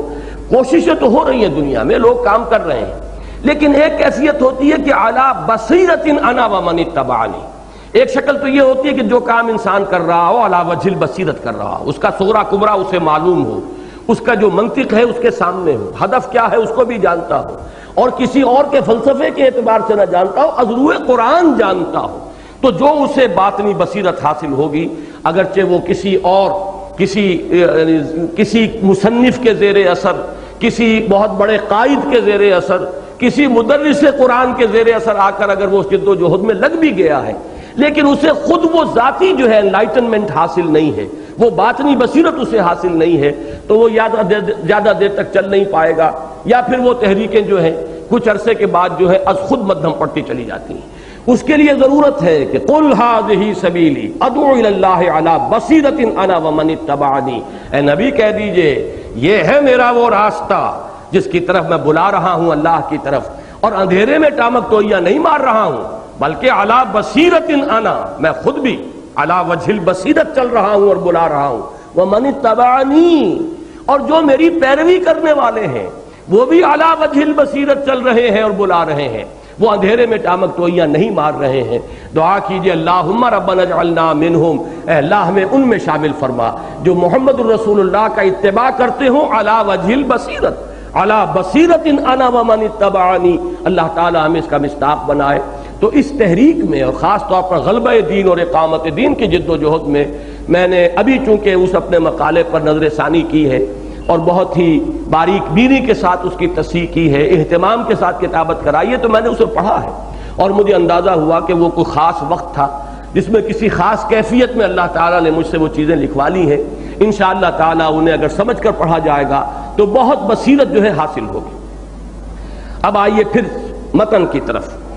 یا ایھا الذین آمنوا کونوا انصار اللہ، اہل ایمان بن جاؤ مددگار اللہ کے، کما قال عیسی ابن مریم للحواریین، یہاں لفظ حواریین کو سمجھ لیجئے، لفظ حور جو ہے وہ تو آپ خوب جانتے ہیں، سورہ رحمان میں آیا ہے اور سورہ واقعہ میں آیا ہے، تو اس میں گوری رنگت والیاں، یہ حور کا لفظ جو لفظی ترجمہ ہے، حور عین، عین وہ ہے کہ جو بڑی بڑی آنکھوں والی ہوں، تو حور کی یہ دو الفاظ جو قرآن مجید میں آتے ہیں، ایک ان کی گوری رنگت کی طرف اشارہ کرنے کے لیے لفظ حور، اور عین بہت بڑی بڑی آنکھوں والیاں، اور یہیں سے لفظ بنا ہے حواری، اس لیے کہ دھوبیوں کے لیے یہ لفظ استعمال ہوتا تھا، وہ کپڑے کو صاف کر دیتے ہیں، سفید کر دیتے ہیں، میل آ گیا ہے، کچیل ہے اوپر، اس کو صاف کر کے اثر نو کپڑے کو دھو دیا۔ اب جس طریقے سے اب اس لفظ کا اطلاق حواریین مسیح پر کیوں ہوا، دو اعتبارات سے، ایک تو یہ کہ خود ان کے باطن کو حضرت مسیح علیہ السلام نے دھو کر صاف کر دیا ان کی صحبت سے، جیسے صحابہ کرام رضوان اللہ تعالی علیہ مجمعین کا تزکیہ فرمایا محمد الرسول اللہ صلی اللہ علیہ وسلم نے، ایسے ہی صحبت حضرت مسیح علیہ السلام سے حواریین کا باطن جو ہے وہ میل کچیل سے، گندگیوں سے صاف ہو گیا۔ اللہ نے ان کا تزکیہ فرما دیا حضرت مسیح کے ذریعے، اور اب وہ خود مامور ہو گئے کہ جیسے دھوبی میل کچیل صاف کر کے کپڑوں کو پھر دوبارہ چمکا دیتا ہے اور پھر وہ بالکل سفید براق ہو جاتے ہیں، ایسے ہی اب وہ لوگوں کے تصفیے کے لیے، لوگوں کے تزکیے کے لیے، حق کو لوگوں تک پہنچانے کے لیے اسی طرح وہ قبر بستہ ہو گئے۔ یہ ہے حواریین۔ حضرت مسیح علیہ السلام کے 12 حواریین جو ہے وہ مشہور ہیں، اگرچہ بدقسمتی سے تاریخ ہمیں یہ بتاتی ہے کہ انہی میں سے ایک شخص وہ تھا جس نے غداری کی تھی۔ واللہ عالم یہ تاریخ کس حد تک ہمارے لیے قابل اعتماد ہے، لیکن بہرحال اور ہمارے پاس کوئی ذریعہ جو ہے ان چیزوں کی تصدیق کا یا تردید کا یا توثیق کا کوئی اور ذریعہ نہیں ہے۔ وہ 12 حواری تھے ساتھ حضرت مسیح علیہ السلام کے، وہ لاسٹ سپر جو کہلاتا ہے، آخری کھانا جو کھایا گیا ہے ایک باغ میں جہاں روپوش تھے حضرت مسیح، جیسے حضور حضرت ابو بکر صدیق کے ساتھ غار میں روپوش تھے، ایسے ہی ایک باغ میں حضرت مسیح اپنے ان حواریین کے ساتھ روپوش تھے۔ انہی میں سے ایک شخص گیا ہے 30 اشرفیوں کی رشوت لے کر، اس نے یہودیوں کے جو تھے وہ ذمہ دار لوگ جو عدالت کے کارندے تھے انہیں بتایا کہ اس وقت مسیح وہاں چھپے ہوئے ہیں، اور وہ رات کے وقت لالٹینیں لے کر اور ان کی پولیس کی ایک بڑی نفری کو لے کر آ کر وہاں چھاپا مارا ہے، اور ان کی تاریخ تو یہ کہتی ہے کہ پھر حضرت مسیح گرفتار ہو گئے اور وہی حضرت مسیح ہے کہ جو سولی پر چڑھائے گئے۔ لیکن انجیل برنباس نے وضاحت کر دی ہے، اور وہی میرے نزدیک قرآن مجید میں اگرچہ اس صراحت کے ساتھ مذکور نہیں ہے، لیکن قرآن مجید میں سورہ آل عمران اور سورہ نساء اور سورہ مائدہ میں جو بھی اشارات آئے ہیں ان کے اعتبار سے بات صحیح بالکل فٹ بیٹھتا ہے بیان برنباس کا، کہ ہوا یہ کہ جب وہ شخص آیا ہے باغ کے باہر، اس نے ان سپاہیوں سے یہ کہا کہ تم ابھی ذرا ٹھہرو، تھوڑی دیر کے بعد داخل ہونا، تو میں تمہارے سامنے جس سے مخاطب ہوں کہ استاذ، جب استاذ کہہ کر جس سے مخاطب ہوں بس اس کو پکڑ لینا، وہ مسیح ہوگا، وہی مسیح ہے علیہ الصلوۃ والسلام۔ اب یہ داخل ہوا، حضرت مسیح علیہ السلام اپنے ان 12 حواریین سے آخری الوداع کر کے، اور ایک کمرہ تھا چھوٹا سا، کوئی کوٹھڑی ہوگی باغ میں جیسی ہوتی ہے، اس میں وہ داخل ہو گئے تھے، مراقبے میں اور عبادت میں مصروف تھے، اور کہیے گئے تھے حواریین سے کہ تم لوگ بھی یاد کرو، اللہ کو ذکر کرو۔ لیکن ہوا یہ کہ وہ حواریین سو گئے، جب وہ سو گئے تو یہ ایک نکل کر گیا اور جا کر مخبری کرنے کے لیے آیا، باقی 11 سو رہے تھے۔ اب جب یہ آیا ہے اور یہ داخل ہوا حضرت مسیح کے اس کمرے میں، عین اسی وقت اللہ تعالیٰ نے اس کا چہرہ حضرت مسیح والا بنا دیا، اور حضرت مسیح علیہ السلام کو وہ چھت کو پھاڑ کر 4 فرشتے نازل ہوئے۔ یہ برنباس کا بیان ہے، انجیل برنباس، ایونجیلیم برنابے، اور وہ حضرت مسیح علیہ السلام کو تو وہ لے کر 4 فرشتے آسمان کی طرف روانہ ہو گئے۔ اس شخص کی شکل جو ہے وہ بدل گئی، اسے معلوم نہیں کہ میری شکل بدل گئی ہے۔ یہ حیران ہو کر ہکا بکا کہ یہ کیا ہوا ہے، مسیح کہاں گئے، اٹھا لیے گئے۔ یہ باہر نکلا ہے تو اس وقت وہ 11 جو ہیں حواری بھی جاگ گئے، ادھر سے وہ سپاہی داخل ہو گئے۔ اب انہوں نے یہ کہا استاذ، کیونکہ حضرت مسیح کی شکل اس کی بدل چکی تھی، لہذا اسے استاذ کا اسی کو پکڑ لیا گیا۔ تو انجیل برنباس کا کہنا یہ کہ یہ شخص غدار جو تھا یہ سولی پر چڑھا ہے، حضرت مسیح کو تو اللہ نے اٹھا لیا، بل رفعہ اللہ الیہ ولکن شبہ لہم وما صلبوہ وما قتلوہ۔ اب یہ تمام الفاظ جو قرآن مجید کے ہیں، معلوم یہ ہوتا ہے کہ اس کی شرح بالکل صحیح یہی بنتی ہے، واللہ عالم۔ لیکن اس کے بعد کیا ہوا ہے، یہاں قرآن مجید ان کا ذکر کر رہا ہے مقام مدح میں، مذمت کا کوئی پہلو یہاں نہیں ہے، وہ تاریخ کی بات جو ہے وہ علیحدہ ہے۔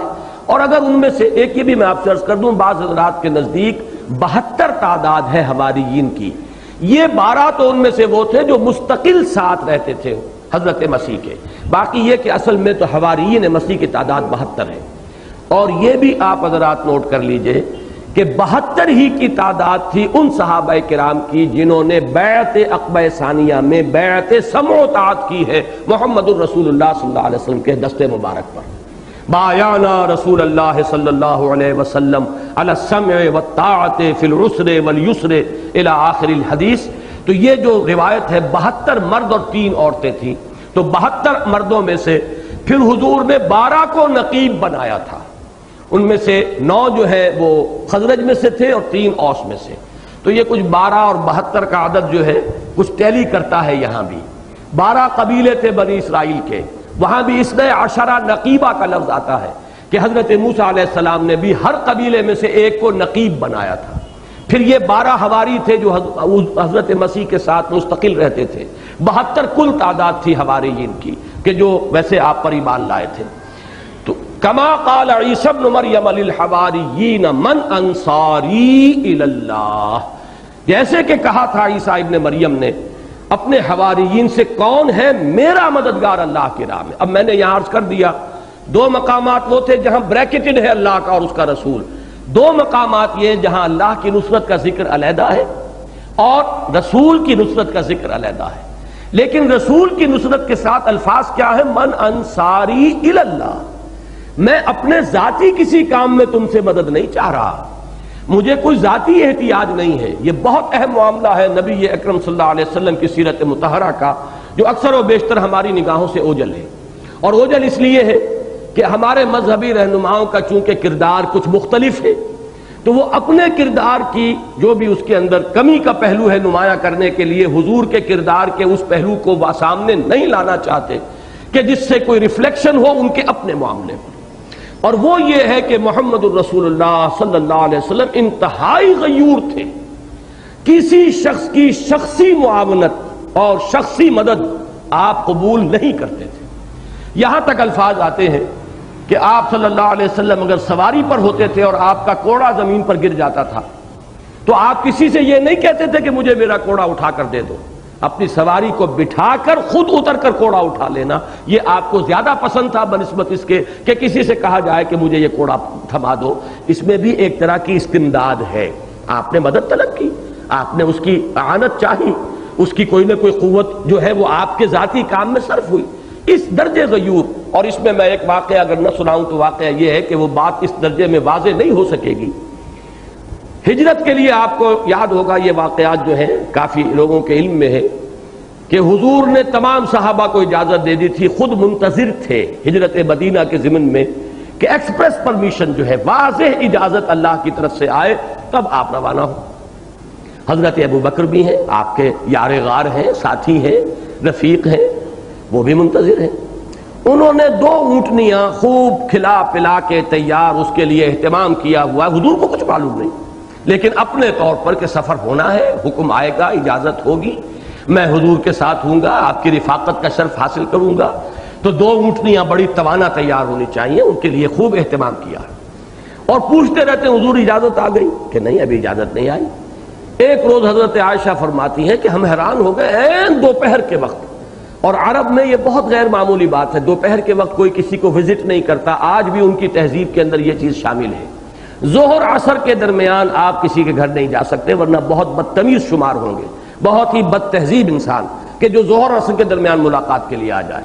وہ ان کا معمول ہے، اپنی ظہر پڑھی، کھانا کھایا، اس کے بعد ان کا قیلولہ مستقل ہے عصر تک. تو حضرت عائشہ فرماتی ہیں بہت حیران ہوئے، سخت دھوپ میں حضور اپنے چہرہ مبارک کو پوری طرح کپڑے میں چھپائے ہوئے تشریف لا رہے. حیران ہوئے لوگ. حضور تشریف لائے، آپ نے حضرت ابو بکر سے فرمایا کہ ذرا تخلیہ چاہیے، علیحدہ بات کہنا چاہتا ہوں. انہوں نے فرمایا کہ یہاں حضور غیر کون ہے؟ آپ ہی کے اہل، چونکہ حضرت عائشہ سے نکاح ہو چکا تھا، رخصتی نہیں ہوئی تھی، آپ کے اہل ہے یہاں پر اور میں ہوں یہاں پہ، کوئی غیر تو ہے نہیں. تب حضور نے فرمایا کہ ہجرت کی اجازت آ گئی ہے. اس پر اب حضرت ابو بکر نے ذرا تصور کیجئے کہ کس قدر خوشی ہوئی ہوگی کہ میں ایک بات کہوں گا تو حضور مجھے شاباش دیں گے، میری تحسین کریں گے، مجھے اس کا جو ہے اللہ اور اس کے رسول کی طرف سے ایک حوصلہ افزائی مجھے ملے گی. تو فوراً عرض کرتے حضور میں نے 2 اونٹنیاں بڑی تیار کی ہوئی ہیں، خوب فربا کیا ہوا ہے، توانا ہے، صحت مند ہے، میں نے تیاری کی ہوئی ہے. اب ذرا دیکھیے کیا حال ہوا ہوگا حضرت ابو بکر کا جب حضور کا جواب یہ تھا کہ اچھا ٹھیک ہے 1 اونٹنی میں استعمال کروں گا لیکن میں اس کی قیمت ادا کروں گا. حضرت ابو بکر رونے لگے اور ان کے الفاظ یہ تھے کہ یا رسول اللہ یہ جان اور مال کیا آپ کے سوا کسی اور کے لیے؟ یعنی کیا مجھ سے بھی آپ یہ مغایرت برت رہے ہیں، مجھ سے بھی یہ مغایرت کا معاملہ؟ لیکن یہ کہ بہرحال محمد الرسول اللہ کا مزاج یہ تھا. اگر ہم اپنے آپ کو اس کہیں معیار پر تولنے لگے تو معلوم ہوگا کہ نسبت خاک رابع عالم پاک. یہ ہے اصل میں وہ شے کہ جس کی وجہ سے ہم ان چیزوں کو نمایاں نہیں کرتے کہ کہیں لوگ ان معیارات کے اوپر ہمیں ناپنا تولنا نہ شروع کر دیں۔ تو حضور کی سیرت کا یہ سن رکھیے کہ من انصاری، کون ہے میرا مددگار، جو کوڑا اٹھانے کے لیے کسی کو کہنے کو تیار نہیں ہے، وہ اپنے کسی ذاتی کام کے لیے، اپنے کسی ذاتی مسئلے کے لیے کسی سے مدد نہیں مانگ سکتا، یا مدد درکار ہے دین کے لیے۔ کس لیے؟ اتمام حجت کرنا ہے خلق خدا پر خدا کی طرف سے، اور یہ اتمام حجت کرنا میرا فرض ہے، میری ذمہ داری ہے، مامور من اللہ میں ہوں، لہذا جو کوئی میری مدد کرتا ہے وہ میرا مددگار ہے اللہ کی راہ میں۔ تو ایک ایک لفظ کی اصل حقیقت کو سمجھ لیجئے، میرا مددگار کیوں ہے؟ اس لیے کہ ذمہ داری اصلاً میری ہے، جیسا کہ میں وضاحت کر چکا ہوں کہ حجت قائم کرنا اللہ کی ذمہ داری ہے، اللہ نے وہ ذمہ داری ڈالی اپنے رسول پر، تو اصلاً یہ ذمہ داری ہے رسول کی۔ اب جو کوئی بھی دست و بازو بنے گا وہ گویا کہ اللہ کا مددگار بھی ہو گیا، لیکن یہ کہ عالم واقعہ میں وہ مددگار رسول کا ہے صلی اللہ علیہ وسلم۔ تو یہی پکار ہے من انصاری الی اللہ، کون ہے میرا مددگار اللہ کی طرف، اللہ کی راہ میں۔ اسی کو اصل میں نبی اکرم صلی اللہ علیہ وسلم کی سیرت مطہرہ کے حوالے سے ہمیں سمجھ لینا چاہیے کہ یہیں سے اس جماعت کی بنیاد بنتی ہے۔ کون ہے میرا مددگار؟ آپ کے علم میں ہوگا کہ حضور کی وہ حدیث بارہا میں نے پڑھی ہے کہ بلغوا عنی ولو آیۃ، پہنچاؤ میری جانب سے چاہے ایک ہی آیت ہو۔ عنی میں ترجمہ جو ہے میری جانب سے، مجھ سے، اس کا مفہوم پورے طور سے واضح نہیں ہوتا اردو ترجمے میں، لیکن انگریزی میں جو میں الفاظ استعمال کرتا ہوں آن مائی بہاف، جو تبلیغ بھی ہو رہی ہے آن بہاف آف محمد ہے صلی اللہ۔ حضور صلی اللہ علیہ وسلم کی حیات طیبہ میں صحابہ کرام آپ کے مددگار بنے، ان میں سے ایک گروہ کا تو نام ہی پڑ گیا انصار۔ حقیقت میں تو مہاجرین سب سے بڑے مددگار تھے حضور کے، لیکن یہ کہ جب صحابہ میں ہم دو جماعتوں کی حیثیت سے علیحدہ علیحدہ نام لیتے تو مہاجرین و انصار، لیکن حقیقت میں ابو بکر سے بڑھ کر مددگار اور کون، اور حضرت عمر اور حضرت حمزہ سے بڑھ کر مددگار اور کون ہوگا؟ انصار کا درجہ تو بہرحال ان کے بعد آتا ہے۔ یہ سب اعوان و انصار ہیں محمد الرسول اللہ صلی اللہ علیہ وسلم کے، کہ جو خلق خدا پر اتمام حجت کے لیے دست و بازو بن گئے حضور کے، خود آپ کی حیات طیبہ کے دوران، اور دین کی اقامت اور جد و جہد میں آپ کے ساتھ جڑ گئے۔ جہاں آپ کا پسینہ گرا وہاں اپنے خون کی ندیاں بہا دیں، یہاں تک کہ وہ وقت آ گیا جاء الحق وزہق الباطل ان الباطل کان زہوقا۔ لیکن جب یہ بات سامنے رہے گی کہ یہ تو ہونا ہے گلوبل لیول پر، یہ ہونا ہے عالمی سطح پر، پورے عالم انسانی کی طرف بعثت ہے محمد الرسول اللہ صلی اللہ علیہ وسلم کی، اب ظاہر بات ہے کہ اس کے لیے اجتماعیت درکار ہوگی۔ وہ اجتماعیت اسی نہج کی، اسی کی ریفلیکشن اس میں ہو، اسی کا عکس موجود ہو تو یہ کام ہوگا۔ لہذا یہیں سے آپ کو اجتماعیت کی بنیاد ملتی ہے۔ ہمیشہ اس نوع کی اجتماعیت جو بھی قائم ہوگی اس کی بنیاد یہ ہوگی کہ اللہ کسی ایک شخص کو پہلے ہمت دیتا ہے، کسی میں ایک داعیہ پیدا ہوتا ہے، داعیہ کے لفظ کو نوٹ کیجئے، داعیہ اندر کی ارج کو کہتے ہیں، کسی میں اللہ تعالیٰ کے فضل و کرم سے وہ داعیہ پیدا ہوا، اس داعیہ باطنی کی بنیاد پر کوئی شخص داعی بن کر سامنے آئے گا، اور پھر وہ یہی الفاظ جو ہے کہے گا من انصاری الی اللہ، جنہیں اس پر اعتماد ہو۔ فرق کیا رہے گا؟ حضور صرف داعی نہیں تھے، رسول تھے۔ حضور صرف سپہ سالار نہیں تھے، رسول بھی تھے۔ حضور صرف مربی نہیں تھے، رسول بھی تھے۔ حضور صرف حاکم نہیں تھے، رسول بھی تھے۔ حکمران تھے، آپ سربراہ مملکت تھے، لیکن رسول بھی تھے۔ حضور کی تمام حیثیتوں پر آپ کی حیثیت نبوت اور رسالت چھائی ہوئی ہے، اور بدقسمتی سے یہی وجہ ہو گئی ہے کہ ہم لوگوں نے دوسری حیثیتوں کو نظر انداز کر دیا ہے۔ آپ یقیناً رسول بھی ہیں لیکن داعی بھی ہیں، آپ رسول بھی ہیں معلم بھی ہیں، آپ رسول بھی ہیں قاضی القضات بھی ہیں۔ مدینے میں کون مقدمات طے کر رہا تھا؟ آپ رسول بھی ہیں، بدر اور احد کے سپہ سالار بھی ہیں، آپ رسول بھی ہیں اور مربی بھی ہیں۔ اب بعد میں امت میں آ کر یہ سارے منصب جو ہے تقسیم ہوتے چلے گئے، کوئی مربی ہیں تزکیہ کر رہے ہیں، ایک خانقاہی نظام بن گیا ہے، کوئی معلم ہے اب وہ مدرسے کھول کر دارالعلوم چلا رہے ہیں، پڑھا رہے ہیں، کوئی اب حکومت جو ہے کسی کے ہاتھ میں ہے، کوئی قاضی القضات ہے۔ یہ ساری انسٹیٹیوشنز جو ہیں حضور صلی اللہ علیہ وسلم کی سیرت مطہرہ میں جمع تھی، اور ان سب کے اوپر آپ کی حیثیت نبوت و رسالت۔ آئندہ اب کیا ہوگا کہ حضور صلی اللہ علیہ وسلم کی یہی حیثیتیں ان انسانوں میں ہوں گی جو نبی نہیں ہوں گے، رسول نہیں ہوں گے. جیسے کہ حضور نے حضرت علی سے خطاب کر کے فرمایا تھا جب غزوہ تبوک میں حضرت علی کو ساتھ نہیں لے کر جا رہے تھے تو کچھ احتجاجاً کچھ شکوہ کیا کہ آپ مجھے عورتوں کے ساتھ بھیج رہے ہیں، بٹھا رہے ہیں مدینے کے اندر. حضرت علی نے جب یہ شکایت کیا شکوے کے انداز میں کہا تو حضور نے دل جوئی کے لیے فرمایا کہ علی کیا تمہیں یہ پسند نہیں ہے کہ تمہارا معاملہ میرے ساتھ بالکل وہی ہو جو ہارون کا تھا حضرت موسیٰ کے ساتھ. جیسے حضرت موسیٰ جب گئے تھے کوہ طور پر تو حضرت ہارون کو اپنا خلیفہ بنا کر گئے تھے، اسی طریقے سے میں تمہیں یہاں اپنی گویا کے نیابت کے لیے چھوڑ رہا ہوں.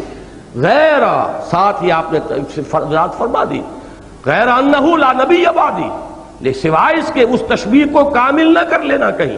اگر کامل کر لو گے کہ جیسے حضرت ہارون تھے حضرت موسیٰ کے ساتھ تو حضرت ہارون تو رسول بھی تھے، تو جو ذرا سا اشتباہ پیدا ہو سکتا تھا آپ نے فوراً اس کا سد بات کر دیا، سوائے اس کے کہ میرے بعد نبی کوئی نہیں، نبوت کے سوا وہ حیثیت برقرار رہے گی. لہذا سابقہ رسولوں کے جو خلیفہ ہوتے تھے وہ آپ کو معلوم ہے نبی ہوتے تھے، لیکن محمد الرسول اللہ کے خلفاء تو ہوئے لیکن وہ نبی نہیں ہے، رسول نہیں ہے.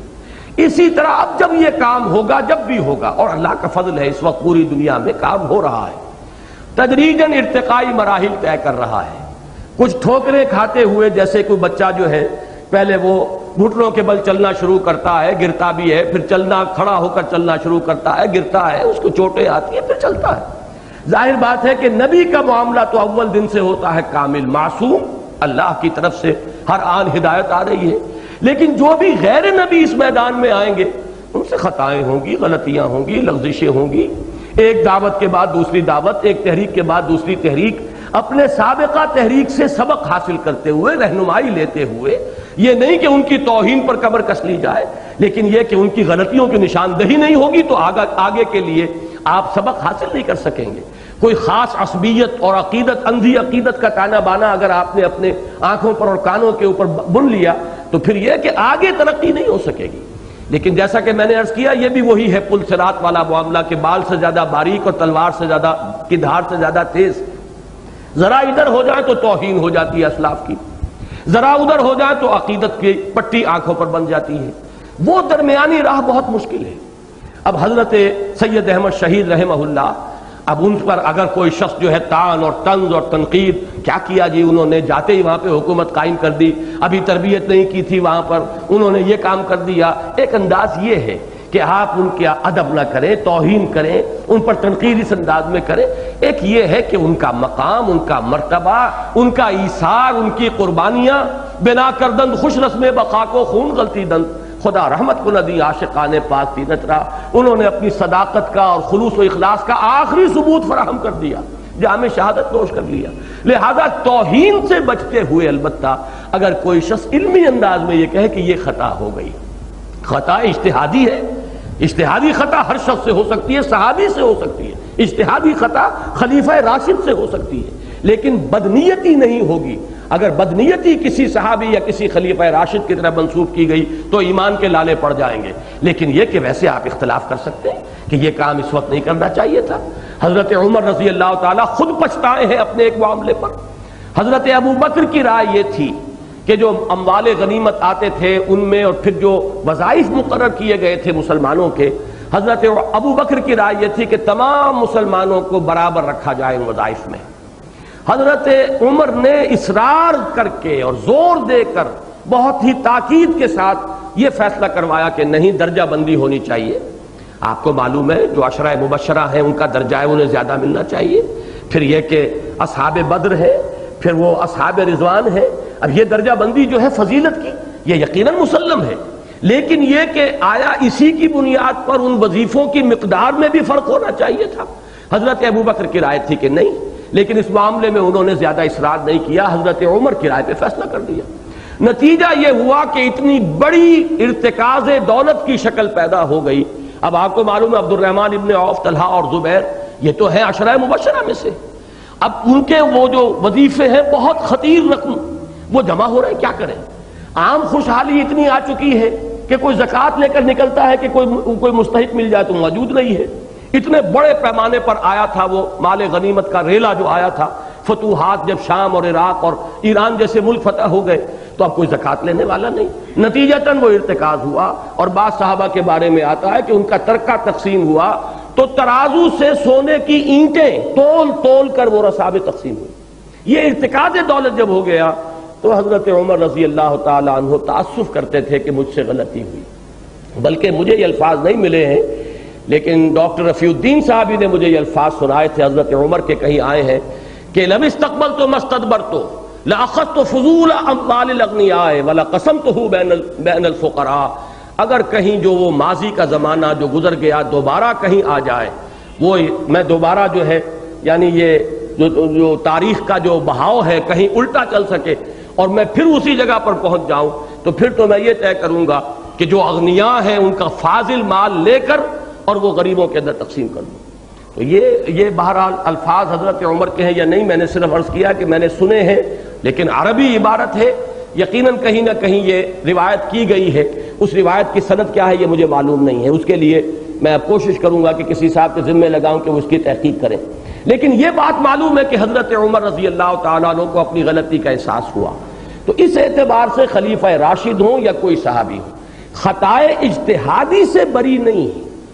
اسی طرح جو بھی داعی آئے گا یا آیا ہے نبی اکرم صلی اللہ علیہ وسلم کے بعد سے لے کر آج تک جو آیا اور جو مستقبل میں آئے گا، اس لیے کہ اس کو لَتَرْكَبُنَّ طَبَقًا عَنْ طَبَقٍ، درجہ بدرجہ اس بات کو آگے بڑھنا ہے، یہاں تک کہ وہ وقت آ کر رہے گا جو حضور نے فرمایا کہ روئے ارضی پر ایک گھر بھی باقی نہیں بچے گا، نہ اینٹ گارے کا بنا ہوا، نہ کمبلوں کا بنا ہوا خیمہ جس میں اللہ کا دین داخل نہ ہو جائے، بِعِزِّ عَزِيزٍ أَوْ ذُلِّ ذَلِيلٍ۔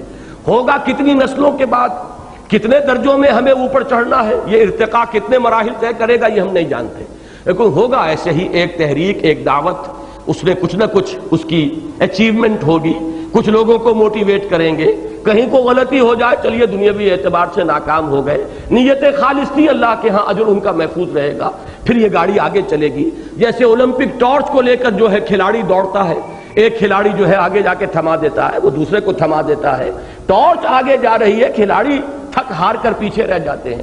اسی طریقے سے تحریکوں کا معاملہ ہوگا اور ہو رہا ہے بالفعل، لیکن اس میں جو بات سمجھنے کی ہے وہ یہ ہے کہ ہر تحریک کا آغاز اسی طرح ہوگا کہ کسی کے دل میں وہ داعیہ پیدا ہو جائے، وہ اب داعی بنے گا اپنے ذاتی باطنی داعیے کی بنیاد پر، وہ داعی تو ہوگا جیسے محمد رسول اللہ داعی تھے، لیکن وہ رسول نہیں ہوگا، نبی نہیں ہوگا، معصوم نہیں ہوگا، بس سوائے اس ایک شے کے باقی ساری چیزیں وہی ماننی ہوں گی، وہی پیٹرن، وہی ترتیب، وہی اپنے معاملات کے اندر تدریج، وہی طریق تنظیم، اور وہ طریق تنظیم ہے جو یہاں میں مل رہا ہے۔ من انصاری الی اللہ، کون ہے میرے مددگار اللہ کی راہ میں؟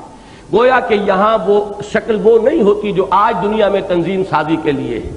کچھ لوگ کسی دستور پر متفق ہو جاتے ہیں، ایمز اینڈ آبجیکٹس پر متفق ہو گئے، we agree on these principles, now we are equal, وہ سب کے سب بالکل برابر ہیں، ان سب کا ایک ایک ووٹ ہے، وہ اپنے میں سے کسی کو امیر منتخب کریں گے، یہ ہے وہ معاملہ جو اس وقت چل رہا ہے۔ لیکن یہاں معاملہ اس کے بالکل برعکس ہے، انجمنیں اس بنیاد پر بن سکتی ہیں، سیاسی جماعتیں اس بنیاد پر بن سکتی ہیں، لیکن دعوت الی اللہ اور اقامت دین کی جد و جہد جو سورہ صف کا اصل مرکزی مضمون ہے وہ اس نہج پر کبھی نہیں ہو سکے گا۔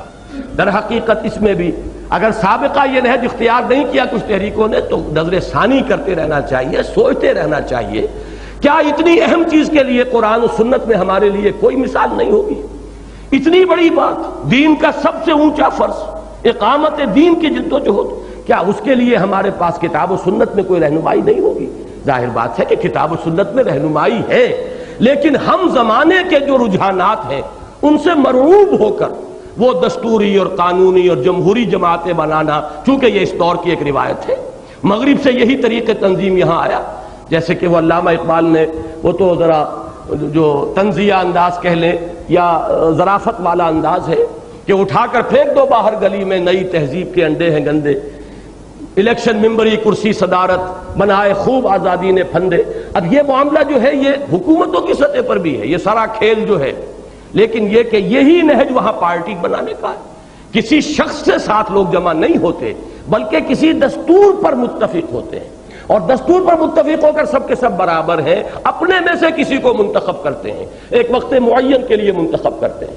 میں اس کو جیسا کہ میں نے بارہا کہا، میں اسے حرام نہیں کہتا، یہ بھی مباحات کے دائرے میں ہے، لیکن وہ کام کہ جس کی اس وقت ہم گفتگو کر رہے ہیں لِيُظْهِرَهُ عَلَى الدِّينِ كُلِّهِ، اس کام کے لیے وہی پیٹرن اختیار کرنا پڑے گا جو اس آخری آیت میں آ رہا ہے، من انصاری الی اللہ، کوئی داعی وہ اپنی ذاتی عرض کی بنیاد پر کام شروع کر دے، ایسا انداز ہے اس کا، بھائی میں تو اب چل رہا ہوں، میں تو سفر شروع کر رہا ہوں، کون ہے جو میرے ساتھ آتا ہے؟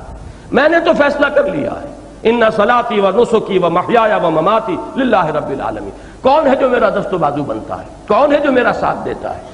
اب یہ شخص ان کا از خود امیر ہے، وہ ان کے ووٹوں سے منتخب نہیں ہوگا، وہ خود بخود امیر ہے۔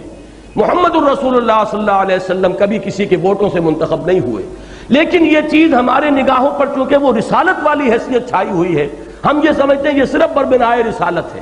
یہ صرف بربنائے رسالت نہیں ہے، بلکہ در حقیقت جس کام کے لیے وہ تنظیم بنانی ہے اس کے مزاج کا تقاضا یہی ہے۔ اس لیے کہ سید احمد بریلوی تو رسول نہیں تھے، نہ نبی تھے، نہ رسول تھے۔ انہوں نے جب لوگوں سے کہا کہ آؤ میری بیعت کرو، لوگ جمع ہوئے، ان کے گرد جمع ہوئے، کوئی انتخاب نہیں ہوا۔ کتنے سالوں کے لیے انتخاب ہے، کہیں اس کا ذکر موجود نہیں ہے۔ وہ آخری مرحلے تک وہی ہیں، جو بھی ان کے مخلص ساتھی ہیں ان سے وہ مشورہ کرتے ہیں۔ یہ تو شاورہم فی الامر، یہ قرآن مجید کی نص ہے، لیکن مشورے کے بعد اب گنتی نہیں ہوتی کہ ادھر تو ہو گئے جناب 10 آدمی، ادھر ہیں 8 آدمی، تو 10 والوں کی بات چلے گی۔ بندوں کو گنا کرتے ہیں، تولا نہیں کرتے۔ یہ ہے اس مغربی طریقے تنظیم اور مغربی طرز جمہوریت کا خاصہ۔ یہاں یہ نہیں ہے، صاحب امر جس پر آپ کو اعتماد تھا، جس کے ہاتھ میں آپ نے ہاتھ دیا ہے، جس کے بارے میں آپ کو یہ دلی اطمینان ہے کہ یہ جہاں تک آپ سمجھ سکتے ہیں، کسی کے اندر اتر کر تو آپ نہیں دیکھ سکتے، لیکن یہ کہ جس حد تک بھی انسان جائزہ لیتا ہے، رائے قائم کرتا ہے، یہ شخص مخلص ہے۔ اور نمبر 2، یہ شخص جانتا ہے اس راستے کے جو تقاضے ہیں، ان کا فہم اسے حاصل ہے۔ 2 چیزوں پر اعتماد ہو تو اس کے ہاتھ میں ہاتھ دیجئے۔ اب یہ ہے کہ مشورہ ضرور دیجئے، لیکن یہ کہ مشورے کے بعد فیصلے کا اختیار اس امیر کے ہاتھ میں ہوگا، اور جب تک وہ شریعت کے کسی بنیادی بات سے، جس کے لیے الفاظ حدیث میں آئے ہیں کہ جس کے لیے عندکم فیہ من اللہ برہان، کہ کوئی واضح نص موجود ہو کتاب و سنت کی کہ یہ خلاف شریعت ہے، جب تک وہ ایسی کسی بات کا حکم نہیں دیتا آپ کو حکم ماننا ہوگا۔ اس کا نام ہے سمع و طاعت۔ چنانچہ یہ جو سلسلہ سور ہے، سورہ حدید سے شروع ہوئی، پھر مجادلہ، حشر، ممتحنہ سے ہوتے ہوئے اب ہم سورہ صف پر ہیں، پھر سورہ جمعہ آئے گی، سورہ منافقون، پھر سورہ تغابن، اور مسبحات میں سے آخری صورت وہی ہے۔ اس کے آخری حصے میں آیا ہے فَاسْمَعُوا وَأَطِيعُوا، سنو اور اطاعت کرو۔ یہ سنو اور اطاعت کرو جو الفاظ ہیں، یہ در حقیقت اس ڈسپلن کی نوعیت کو واضح کر رہے ہیں، جو حکم ملے ماننا پڑے گا۔ اور یہی وجہ ہے کہ حضور نے جب بیعت لی تھی، آج میں نے ذکر کیا بیعت عقبہ ثانیہ کا، 72 مرد، وہی تعداد جو حواریین مسیح کی آتی ہے، ان 72 مردوں نے جو بیعت کی تھی اس کے الفاظ یہی ہیں۔ حالانکہ حضور کو رسول وہ مان چکے، ایمان لا چکے، رسول تو مان لیا، پھر یہ بیعت کی ضرورت کیا ہے؟ یہ در حقیقت گویا کہ رہنمائی ہے کہ اب جو نظم بنے گا یہاں، اس نظم کی بنیاد یہ بیعت ہے۔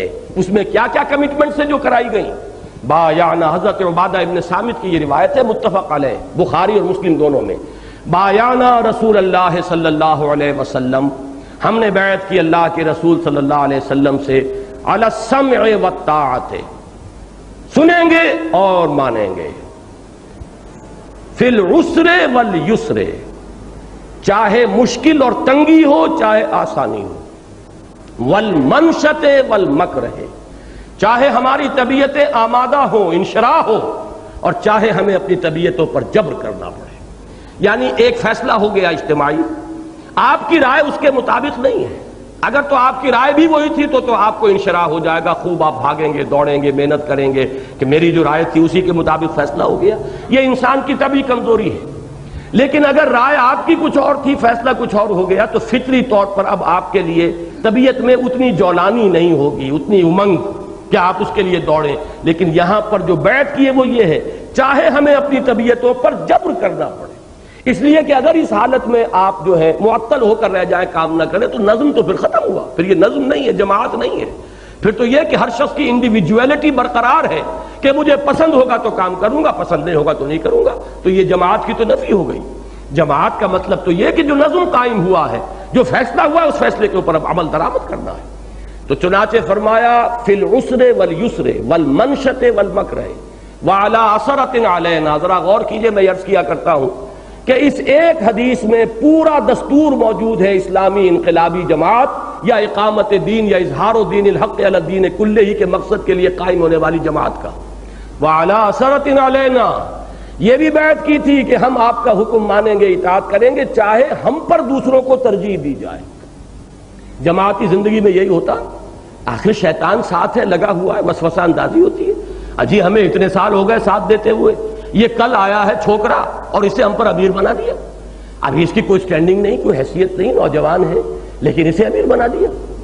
آتا ہے دل میں خیال، میری اتنے عرصے کی سٹینڈنگ ہے، اتنی میں نے قربانیاں دی ہیں، میں نے یہ ایسے ایسے مراحل میں ساتھ دیا ہے، اور اب عمارت ان کے حوالے کر دی گئی۔ لیکن محمد الرسول اللہ نے اسی لیے تربیت جو دی تھے صحابہ کو، وہ ایسی کہ غزوہ موطا میں کسے بنایا سپہ سالار؟ حضرت زید ابن حارثہ رضی اللہ تعالی عنہ، جو غلام تھے اور آزاد شدہ تھے، اور وہ کبھی بھی عرب کے اندر برابر نہیں سمجھے جاتے تھے، آزاد ہونے کے بعد بھی وہ موالی سمجھے جاتے تھے۔ اور پھر جو آخری جیش تیار کیا ہے اپنے مرض وفات میں، اس کی عمارت کس کو دے دی؟ حضرت اسامہ ابن زید کو رضی اللہ تعالی عنہ، نوجوان، اور ان میں اکابر صحابہ، کبار صحابہ اس کے اندر موجود تھے۔ یہ تربیت تھی، اسی لیے فرمایا چاہے تم پر کوئی کن کٹا حبشی جو ہے، جس کے بال بھی کشمش کی طرح کا سر ہو، وہ امیر بنا دیا جائے تو اس کی بھی اطاعت کرو، سمو اطاعت۔ اس میں یہ نہ ہو کہ ہم تو قرشی ہیں، فلاں ہیں، اور یہ تو ہے یہ حبشی ہے، نہیں، کوئی شے راستے میں نہ آئے۔ یہی تھی تربیت محمد الرسول اللہ صلی اللہ علیہ وسلم کی۔ وَعَلَىٰ أَثَرَةٍ عَلَيْنَا، گویا کہ پہلے سے، جس کو انگریزی میں کہتے ہیں وی واش آور ہینڈز آف، ہم نے تو ہاتھ دھو دیے، آپ کے ہاتھ میں اختیار ہے، جسے چاہیں امیر بنائیں۔ اور اسی میں ذرا نوٹ کیجئے، میں اس کا شاہکار کلائمیکس قرار دیتا ہوں کہ کس قدر سینسٹیو ایشو تھا خلافت کے مسئلے کا، لیکن ایک حدیث حضور کی آئی ہے اور وہ ایک ہی راوی نے بیان کی ہے، کسی نے کوشچن نہیں کیا حضرت ابوبکر کو۔ الائمۃ من قریش، انصار نے اپنا دعویٰ واپس لے لیا، حالانکہ کس قدر یہ آپ سمجھیے ایکسپلوسیو سچویشن تھی کہ انصار مدعی بن کر آ گئے تھے کہ خلافت ہمارا حق ہے، کہ اس لیے کہ مہاجرین جو ہے وہ تو اپنے مکہ مکرمہ کے اندر ان کو تو جان بچانی مشکل ہو گئی تھی، وہ وہاں تو دین کو غالب نہیں کر سکے تھے، ہم نے پناہ دی، ہم نے انہیں جگہ دی، یہاں آباد بھی کیا، ہم نے نصرت کی ہے، تب دین کو غلبہ حاصل ہوا، لہذا خلافت ہمارا حق ہے۔ حضرت ابوبکر جا کر صرف ایک بات کہتے ہیں، اور اتنے سینسٹیو اور ایکسپلوسیو ایشو پر اب کوئی آواز تاریخ میں ثابت نہیں ہے کہ کسی ایک شخص نے بھی آواز بلند کی۔ اور حضرت ابوبکر کی صداقت کا اور ان کے مقام کا اور ان کی جو حیثیت تھی، ایسا نقشہ سامنے آتا ہے، کسی نے یہ بھی کوشچن نہیں کیا کہ ابوبکر یہ اکیلے تم کہہ رہے ہو، کسی اور نے بھی یہ حدیث سنی ہے محمد سے صلی اللہ علیہ وسلم؟ نہیں۔ تو اس بات کو نوٹ کیجئے، وَعَلَىٰ أَثَرَةٍ عَلَيْنَا، جو ہم پر کسی کو بھی ترجیح دی جائے ہمیں کوئی اعتراض نہیں ہوگا۔ اس کے بعد وَعَلَىٰ أَن لَا نُنَازِعَ الْأَمْرَ أَهْلَهُ، جنہیں آپ امیر بنائیں گے ان سے ہم جھگڑیں گے نہیں۔ حضور کے زمانے میں بھی تو امراء تھے نا، کوئی خاص آپ نے کسی مشن کے اوپر ایک دستہ بھیجا ہے، اس کا امیر بنا دیا۔ اب حضور تو مدینے میں ہے، اس پوری مہم کے دوران تو وہ شخص امیر ہے۔ حضرت ابوبکر کو امیر بنا کر بھیجا، امیر الحج، یہ جو سن 9 کا حج تھا، سن 10 کا تو حجۃ الوداع ہے جس میں حضور خود تشریف لے گئے، لیکن سن 9 میں آپ نے امیر الحج بنا کر بھیجا حضرت ابوبکر کو۔ اور پھر یہ کہ جہاں لشکر ہے، اب غزوہ احد ہے یا غزوہ بدر ہے، کوئی میمنہ پر امیر ہے، کوئی میسرہ پر امیر ہے، کوئی قلب میں امیر ہے، کوئی ہراول کا امیر ہے، تو امراء ہوتے ہیں ہر وقت، کوئی ایک امیر تو نہیں ہوتا۔ تو جس کو بھی آپ امیر بنا دیں گے ہم اس سے جھگڑیں گے نہیں، یعنی اس کی بھی ہم اطاعت کریں گے۔ اس میں الفاظ آتے ہیں ایک روایت میں، بخاری کی روایت میں وہ نہیں ہے، مسلم کی روایت میں ہے، الا ان تروا کفرا بواحا عندکم من اللہ، عندکم فیہ من اللہ برہان، الا یہ کہ تم کوئی کفر بواح دیکھو، کھلم کھلا کفر جس کے لیے تمہارے پاس اللہ کی طرف سے دلیل ہو، نص ہو کہ یہ خلاف اسلام ہے، وہاں تو کہہ سکتے ہو لا سمع ولا طاعہ، نہ سنیں گے نہ مانیں گے، لیکن یہ کہ اس سے کم تر ماننا پڑے گا، چاہے جو بھی وہ حکم دے۔ اور آخری بات، وَعَلَىٰ أَن نَّقُولَ بِالْحَقِّ أَيْنَمَا كُنَّا لَا نَخَافُ فِي اللَّهِ لَوْمَةَ لَائِمٍ، اور اس بات کی بھی ہم نے بیعت کی تھی، حق بات ضرور کہیں گے جہاں بھی کہیں ہوں گے، کسی ملامت کرنے والے کے ملامت کے خوف سے اپنی زبانیں بند نہیں کریں گے۔ یعنی ایسا ہوتا ہے کسی شخص کو یہ خیال ہوتا ہے بڑے بڑے علماء بیٹھے ہیں، فضلاء بیٹھے ہیں، بڑے سینئر ہماری تحریک کے ساتھی بیٹھے ہیں، میں بولوں گا تو مذاق اڑ جائے گا۔ نہیں، بات جو آئی ہے کہو ضرور، جہاں مشورہ ہو وہاں کسی بھی مرعوبیت کی وجہ سے، کسی بھی احساس کمتری کی وجہ سے زبان بند نہ کرو، رائے ضرور دو، اس لیے کہ ڈیف اینڈ ڈمب لوگوں کی اجتماعیت جو ہے وہ دنیا میں کوئی کام نہیں کر سکتی۔ جیسا کہ میں نے وہ آیت کوٹ کی ہے سورہ یوسف کی، علی بصیرۃ انا ومن اتبعنی، وہ لوگ درکار ہیں پیچھے چلنے والے بھی جو علی وجہ البصیرت ساتھ دے رہے ہیں۔ لہذا یہ کام اسی وقت ہو سکتا ہے جب وہ اپنے غور و فکر کی فیکلٹی کو بھی بروئے کار لائیں، غور و فکر کریں، سوچ بچار کریں، تحریک کے معاملات کے اوپر وہ اپنی بھی عقل کو دوڑائیں، اور اس کے بعد جو بات سامنے آئے اس کو بیان کر دیں، بیان کرنے کے بعد یہ سمجھے کہ میں نے اپنا فرض ادا کر دیا، اب اصرار اس پر نہیں، اب جو فیصلہ صاحب امر کرے گا اس کے مطابق، چاہے منشط ہو چاہے مکرہ ہو، بہرحال اس کے مطابق عمل کرنا ہے۔ یہ ہے وہ کامل نظام جو ایک حدیث میں محمد رسول اللہ نے دیا، اور ہماری بڑی بد نصیبی ہے کہ ابھی تک اس نظام کو ہم نے اختیار نہیں کیا ہے۔ جماعتیں بنی ہیں، تحریکیں اٹھی ہیں اس صدی کے اندر، تدریجاً بات آگے بڑھ رہی ہے، اپس اینڈ ڈاؤنز آتے ہیں، ڈاؤنز سے کبھی گھبرانا نہیں چاہیے، سیٹ بیکس آئیں گے، لیکن مجھے یقین ہے، میرا ایمان ہے اس پر کہ اس پروسیس کو آگے بڑھنا ہے، دین کو غالب ہو کر رہنا ہے، اس لیے کہ یہ تو خبر دی ہے محمد الرسول اللہ نے صلی اللہ علیہ وسلم وہو صادق المصدوق، اس پروسیس کا آغاز بھی ہو گیا ہے۔ جن لوگوں نے اس کی آذان دی تھی، مثلا یہ کہ اس بر صغیر پاک و ہند کی حد تک میں اس صدی میں اس کا مؤذن اول سمجھتا ہوں ابوالکلام آزاد کو، اس کے بعد اس دعوت کو ایک تحریک کی شکل میں اور تنظیم کی شکل میں وہ جماعت کھڑی کرنے کا معاملہ جو ہے وہ مولانا مودودی کا ہے۔ لیکن یہ کہ ابوالکلام آزاد بھی اذان دینے کے بعد وہ جو نیشنلسٹ سیاست تھی اس ملک کی، کچھ علماء کی طرف سے بددلی ہوئی، ان کو پیش آئی، اور وہ اس کو چھوڑ کر وہ ملک کی فریڈم موومنٹ کے اندر انہوں نے اپنے آپ کو لگا دیا۔ مولانا مودودی 7 سال تک چلے اس پر، پاکستان میں آ کر وقتی طور پر ٹیمپٹیشن ہوئی کہ شاید یہاں خلا ہو گیا ہے، مسلم لیگ کا رول ختم ہو گیا، اب یہاں ایک پولیٹیکل ویکوم ہے، اگر ہم ذرا پولیٹیکل رول اختیار کر لیں تو شاید ایک ہی جس میں ہم پہنچ جائیں گے، اور پھر حکومت کے وسائل و ذرائع کو بروئے کار لا کر معاشرے کی اصلاح کر لیں گے۔ بس یہ غلطی تھی جو ان سے ہو گئی، اور وہ سیاست کی دلدل میں ایسے پھنسے ہیں کہ جتنے ہاتھ پاؤں مار رہے پھنستے چلے جا رہے ہیں۔ وہی تحریک ہے جس کو کہ ہم لے کر اٹھے ہیں درجہ بدرجہ، یہ ہمارے اسلاف میں سے ہیں، ان سے جو خطائیں ہوئی ہیں اللہ انہیں معاف کرے، لیکن اس کی نشاندہی نہیں کریں گے تو آگے بڑھنے کا کوئی امکان نہیں ہوگا۔ پھر یہ کہ آگے کے لیے رہنمائی ہم کہاں سے لیں گے؟ یہ ہے پروسیس، اس کو سامنے رکھیے، اور اسی رہنمائی میں یہ ہے کہ اگرچہ ابوالکلام آزاد نے تو ہمت کی تھی، اسی بیعت کی بنیاد پر حزب اللہ بنائی تھی، لیکن مولانا مودود نے ایک دستوری اور جمہوری وہ تنظیم بنائی ہے، اگرچہ اس معنی کی کہ کھلی اس کی رکنیت ہو، 4 آنے کی ممبری والی، وہ سیاسی جماعت تو نہیں تھی، اسی لیے سیاست میں آ کے وہ جماعت فیل ہو رہی ہے۔ سیاست میں تو پھر سیاست کی انداز کی جو معروف تنظیمیں وہ بننی چاہیے، لیکن انقلابی انداز میں انہوں نے وہ تنظیم اٹھائی تھی، مضبوط، آج بھی ثابت ہو رہا ہے کہ مضبوط ترین تنظیم وہی ہے۔ صدر ضیاء صاحب نے باقی تمام مذہبی جماعتوں کو پھاڑ دیا، 2 ٹکڑے 3 ٹکڑے ہو گئے، لیکن یہ کہ جماعت اسلامی کے اس معنی میں ٹکڑے نہیں ہوئے، اختلاف رائے رہا ہے، پروفیسر غفور صاحب کو چکر بھی آیا ہے، گرے بھی ہیں، وہ بھی سب کچھ ہوا ہے، ان کا سر بھی زخمی ہوا ہے، لیکن وہ نظم اور ڈسپلن کی پابندی کی ہے انہوں نے۔ اب بھی اختلاف رائے شدت کے ساتھ موجود ہے اس وقت جو ان کا رول ہے، لیکن جماعت جو ہے وہ ایک وحدت کی حیثیت سے برقرار رہی۔ اس پر ہم ان کے لیے جو ہے کلمہ تحسین کہیں گے، جماعتی زندگی ہے، لیکن کاش کہ وہ اس نہج کی تنظیم کو اختیار کریں جو قرآن اور سنت سے ثابت ہے۔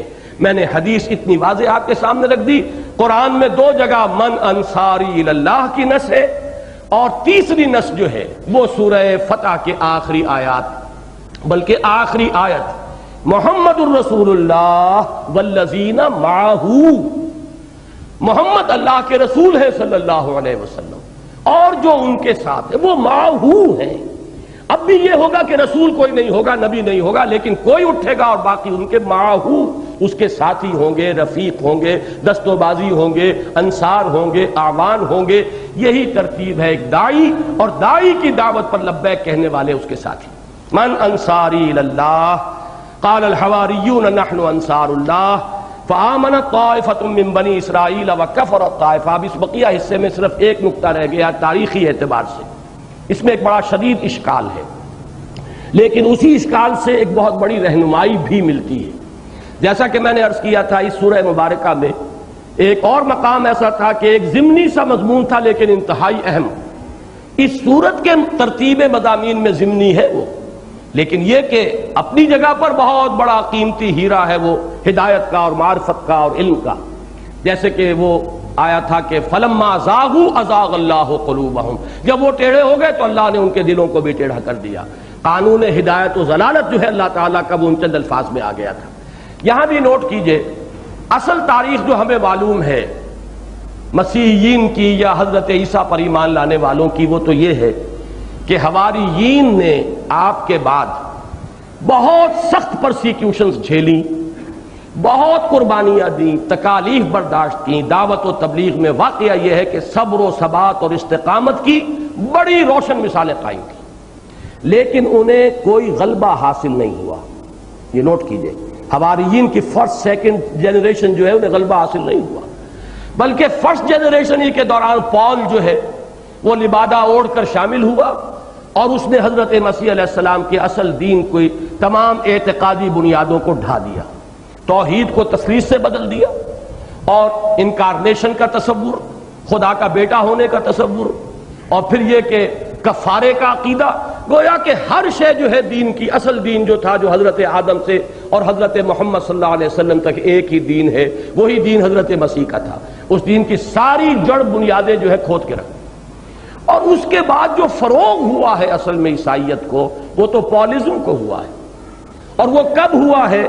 جبکہ کانسٹنٹائن قسطنطین جو تھا، جو ایمپرر تھا بیزنطینی، وہ اس نے جب عیسائیت اختیار کی ہے تو اس کے بعد پوری رومن امپائر عیسائی ہو گئی، اور اس کے بعد سے پھر عیسائیت کو غلبہ ہوا. لیکن عیسائیت کون سی تھی؟ وہی کرپٹڈ عیسائیت، وہی جس کے عقائد کے اندر کجی آ چکی تھی. تو تاریخی حقائق چونکہ یہ ہے، واقعہ یہ ہے، قرآن مجید نے یہاں بیان کیا ہے. اگرچہ اختصار کے ساتھ تو لیں تو بات ایسے آتی ہے کہ جیسے فوراً حواریین جو تھے، فرسٹ جنریشن حضرت مسیح پر ایمان لانے والوں کی، شاید جیسے کہ انہی کو غلبہ ہو گیا. نہیں، اسی لیے میں نے کہا تھا to cut a long story short والی بات ہے. یہاں صرف مخفف کر کے اس کا خلاصہ دیا جا رہا ہے. اور یہاں پر آمنو سے اب کون مراد ہوں گے؟ آمنو سے مراد ہے حضرت عیسیٰ کے نام لیوا، چاہے وہ بدعتی ہو، چاہے انہوں نے تثلیث کا عقیدہ ایجاد کر لیا ہو، چاہے انہوں نے شرک شامل کر لیا ہو، لیکن حضرت عیسیٰ کا انکار نہیں کیا. ایمان در حقیقت جو ہے، میں نے حقیقت ایمان کے ضمن میں ایک بات بیان کی ہے، بنیادی طور پر ایمان ہوتا ہے تصدیق رسول کا نام ہے. تصدیق بما جاء بہ النبی صلی اللہ علیہ وسلم، یہ ایمان ہے. رسول کو انہوں نے مانا، حضرت مسیح کو مانا علیہ الصلوۃ والسلام، ان کے نام لیوا رہے. اگرچہ چونکہ پال نے شریعت جو ہے ساقط کر دی، اب اس مسیحیت میں رہ گیا ایک ڈوگما. عوام کے لیے تو وہ ڈوگما ہے، اور خواص کے لیے وہ ایک مسٹیسزم ہے، بڑا گورکھ دھندے والا ایک تصوف ہے. تصوف نے بہت فروغ پایا ہے پھر ان عیسائیوں کے ہاں. ہمارے ہاں بھی تصوف کی تعلیمات کا بہت بڑا حصہ جو ہے وہ عیسائی تصوف سے وہ متاثر ہو کر ہمارے ہاں آیا ہے، وہی کا تاثر ہے. لیکن بہرحال وہ ایک خاص مبتدعانہ تصوف کے ساتھ فروغ ہوا ہے عیسائیت کو. لیکن بہرحال قرآن مجید انہیں بھی ڈس اون نہیں کر رہا، ان کو بھی حضرت مسیح کے ماننے والوں میں شمار کر رہا ہے، اس لیے کہ ان کے بارے میں کہا وہ ظاہرین ہوئے، وہ غالب ہوئے. تو حضرت مسیح پر ایمان رکھنے والے کون ہیں؟ عیسائی، چاہے وہ صحیح ہو، شاید اب بھی کوئی لوگ موجود ہوں، اس لیے کہ ایک شخص کو، ایک کنبے کو تو میں نے بھی دیکھا تھا، عقیدے کی بات تو مجھے معلوم نہیں، لیکن سن 71 کی جنوری میں 2 دن میں نے برسلز میں بسر کیے تھے. میں جو اپنے ذاتی قوائف لکھ رہا ہوں اس میں بھی اس واقعے کو میں درج کر دوں گا، اس لیے کہ بہت اہم واقعہ ہے میری زندگی کا. ایک نوجوان عبدالعزیز، پرانا نام تھا وان کینٹر، وہ ایمان لے آئے تھے. ان کا تعارف مجھے کرایا ایک صاحب نے جدے میں کہ تم جا رہے ہو لندن تو ان سے بھی ملاقات کر کے آؤ، حوصلہ افزائی ہوگی. ایک شخص ایمان لایا ہے اور وہ پورے بیلجیم میں شاید چند ہی لوگ ہوں گے، تو ذرا ایک حوصلہ دینے کے لیے تو میں 2 دن رکا تھا. اس نوجوان کو دیکھ کر مجھے بڑی تقویت حاصل ہوئی تھی. میں نے ایک جملہ اس سے کہا تھا کہ ہمیں اس وقت جو مسلمان دنیا میں اقوام ہیں یا ملک ہیں، اپنے حالات کو دیکھ کر تو مایوسی ہوتی ہے، لیکن تم جیسوں کو دیکھ کر امید ہوتی ہے کہ اسلام میں ابھی اتنی طاقت ہے کہ وہ تم جیسوں کو بھی کھینچ کر لا رہا ہے اپنی طرف۔ بہت ہی صالح نوجوان، اور واقعہ یہ ہے کہ وہ اس وقت اس کی عمر ہوگی 28 برس، میری تھی 39 برس، گویا کہ اندازاً میں 10-11 برس بڑا تھا، اور میں دین کے کام میں لگا ہوا تھا اتنے عرصے سے، لیکن میں نے محسوس کیا کہ فقہی معلومات اس شخص کی مجھ سے کم 10 گنا زیادہ تھی، اس لیے کہ اس نے تمام فقہی مسالک کی کمپیریٹو سٹڈی کی تھی۔ جب اسلام لایا تو اب سوال پیدا ہوا کہ میں سنی ہوں یا شیعہ بنوں، پھر سنی بنوں تو حنبلی ہوں، حنفی ہوں، مالکی ہوں، شافعی ہوں، تو اہل سنت کا پہلے فیصلہ کیا، پھر اہل سنت کی چاروں فقہوں کا کمپیریٹو مطالعہ کر کے then he decided in favor of حنبلیت، وہ حنبلیت انہوں نے اختیار کی۔ بہرحال اب ظاہر بات ہے جس شخص نے اتنا گہرا مطالعہ کیا ہو تو فقہ کے بارے میں اس کی معلومات، میں نے خود اس سے کہا تھا کہ تمہاری معلومات مجھ سے کم 10 گنا زیادہ ہے، تو اس شخص سے مجھے ایک بات معلوم ہوئی، وہ اس کے لیے میں نے یہ سارا واقعہ بتایا ہے آپ کو۔ اس کے والدین، اکلوتا بیٹا تھا، وہ پولیس چیف تھے بیلجیم کے اس کے والد، اور یہ تنہا اکلوتا بیٹا، کوئی نہ بیٹی اور نہ بیٹا، اور وہ سخت مذہبی لوگ، رومن کیتھولکس۔ اس نے یہ کہا تھا کہ اب میرے والدین کو صدمہ تو ہے، لیکن ہم نے ایک جنٹل مین ایگریمنٹ کر لیا ہے، وی لیو ٹوگیدر، لیکن ہم مذہب ڈسکس نہیں کرتے، بس بیٹھتے ہیں رہتے ہیں۔ پھر مجھے ایک دن انہوں نے بلایا اپنے ہاں، ویسے میں ٹھہرا تھا ہوٹل میں، اور انہوں نے وہ بات کہی کہ آپ اطمینان سے اس گھر میں کھائیں پیئیں، اس لیے کہ اس گھر میں کبھی سور کا گوشت کی ایک بوٹی نہیں آئی، اور اس گھر میں کبھی شراب کا ایک قطرہ نہیں آیا۔ میں حیران رہ گیا، عیسائیوں میں، رومن کیتھولکس میں ایسے لوگ موجود ہیں، تو اگر کچھ لوگ ایسے ہیں جو شریعت موسوی پر پابند ہیں اب بھی، although they are Roman Catholics, لیکن حضرت مسیح نے جو حکم دیا تھا کہ یہ نہ سمجھنا کہ میں شریعت ساقط کر کے جا رہا ہوں، یہ شریعت موسوی تھی نا، جس میں شراب بھی حرام تھی جیسے شریعت محمدی میں حرام ہے، اور جس میں سور بھی حرام تھا جیسے شریعت محمدی میں حرام ہے، اعلیٰ صاحب صلاۃ والسلام اس پر کاربند ہے۔ تو ہو سکتا ہے، اور حضور کے زمانے تک کچھ نہ کچھ لوگ موجود تھے جو صحیح عقائد پر تھے، لیکن جو غلبہ ہوا ہے دنیا میں وہ صحیح عقائد والوں کو نہیں ہوا، وہ اہل بدعت کو ہوا ہے، غلو کرنے والوں کو ہوا ہے، تثلیث کا عقیدہ ماننے والوں کو ہوا ہے۔ اب کیا اہم نقطہ ہے جو یہاں سے نکلتا ہے کہ اسلام نے، قرآن نے انہیں بھی ڈس اون نہیں کیا، ان کے جو جرائم ہیں، جو گمراہیاں ہیں، انڈیویجولی ان کے کھاتے میں درج ہوں گی، لیکن اون کیا ہے انہیں۔ یہاں جو فرمایا فَأَيَّدْنَا الَّذِينَ آمَنُوا عَلَىٰ عَدُوِّهِمْ فَأَصْبَحُوا ظَاهِرِينَ، اس میں ظاہر بات ہے اشارہ انہی کی طرف ہو رہا ہے، اور تاریخی طور پر یہ حقیقت ذہن میں رکھ لیجئے، حضرت مسیح علیہ السلام کے رفع سماوی کے بعد 50 برس تقریباً، اس لیے کہ اگر وہ میلادی سن ہے تو تقریباً 33 برس کی عمر میں رفع ہوا ہے، اور 80 عیسوی میں تقریباً نصف صدی کے بعد وہ ٹائٹس رومی نے حملہ کیا ہے یروشلم پر، اور اینٹ سے اینٹ بجائی ہے، اور 1,20,000 یہودی ایک دن میں قتل کیے، اور اس روز سے یہودیوں کو یروشلم سے جو دیس نکالا ملا ہے، تو پھر وہ داخل ہو سکے ہیں حضرت عمر کے زمانے میں جا کر، یوں سمجھیے کہ لگ بھگ 700 برس بعد یا 650 برس بعد اب ان کا داخلہ ہو سکا ہے بیت المقدس میں، اس لیے کہ حضرت عمر نے فتح کرنے کے بعد اسے اوپن سٹی قرار دیا، عیسائی، یہودی، مسلمان سب کا یہ مشترک شہر ہے، سب کے لیے محترم ہے، سب اس میں آئے۔ تو اس وقت سے یہ مغلوب چلے آ رہے ہیں دنیا میں، اور ان کی اب مغلوبیت جو ہے یہودیوں کی، اس کے اندر استثناء یہی ہے، یا تو جو ایمان لے آئے، حضور صلی اللہ علیہ وسلم کے دست مبارک پر بیعت ہو گئے، حضرت عبداللہ ابن سلام رضی اللہ تعالی عنہ، تو وہ ظاہر بات ہے ظاہرین میں شامل ہو گئے، لیکن یہ کہ جو اس کے بعد حضرت مسیح علیہ السلام پر جو لوگ ایمان لائے، چاہے وہ مبتدعین تھے، ان کو بھی قرآن مجید نے شامل کیا آمنو میں۔ اب مغلوب وہ کن کے ہیں اس وقت بھی؟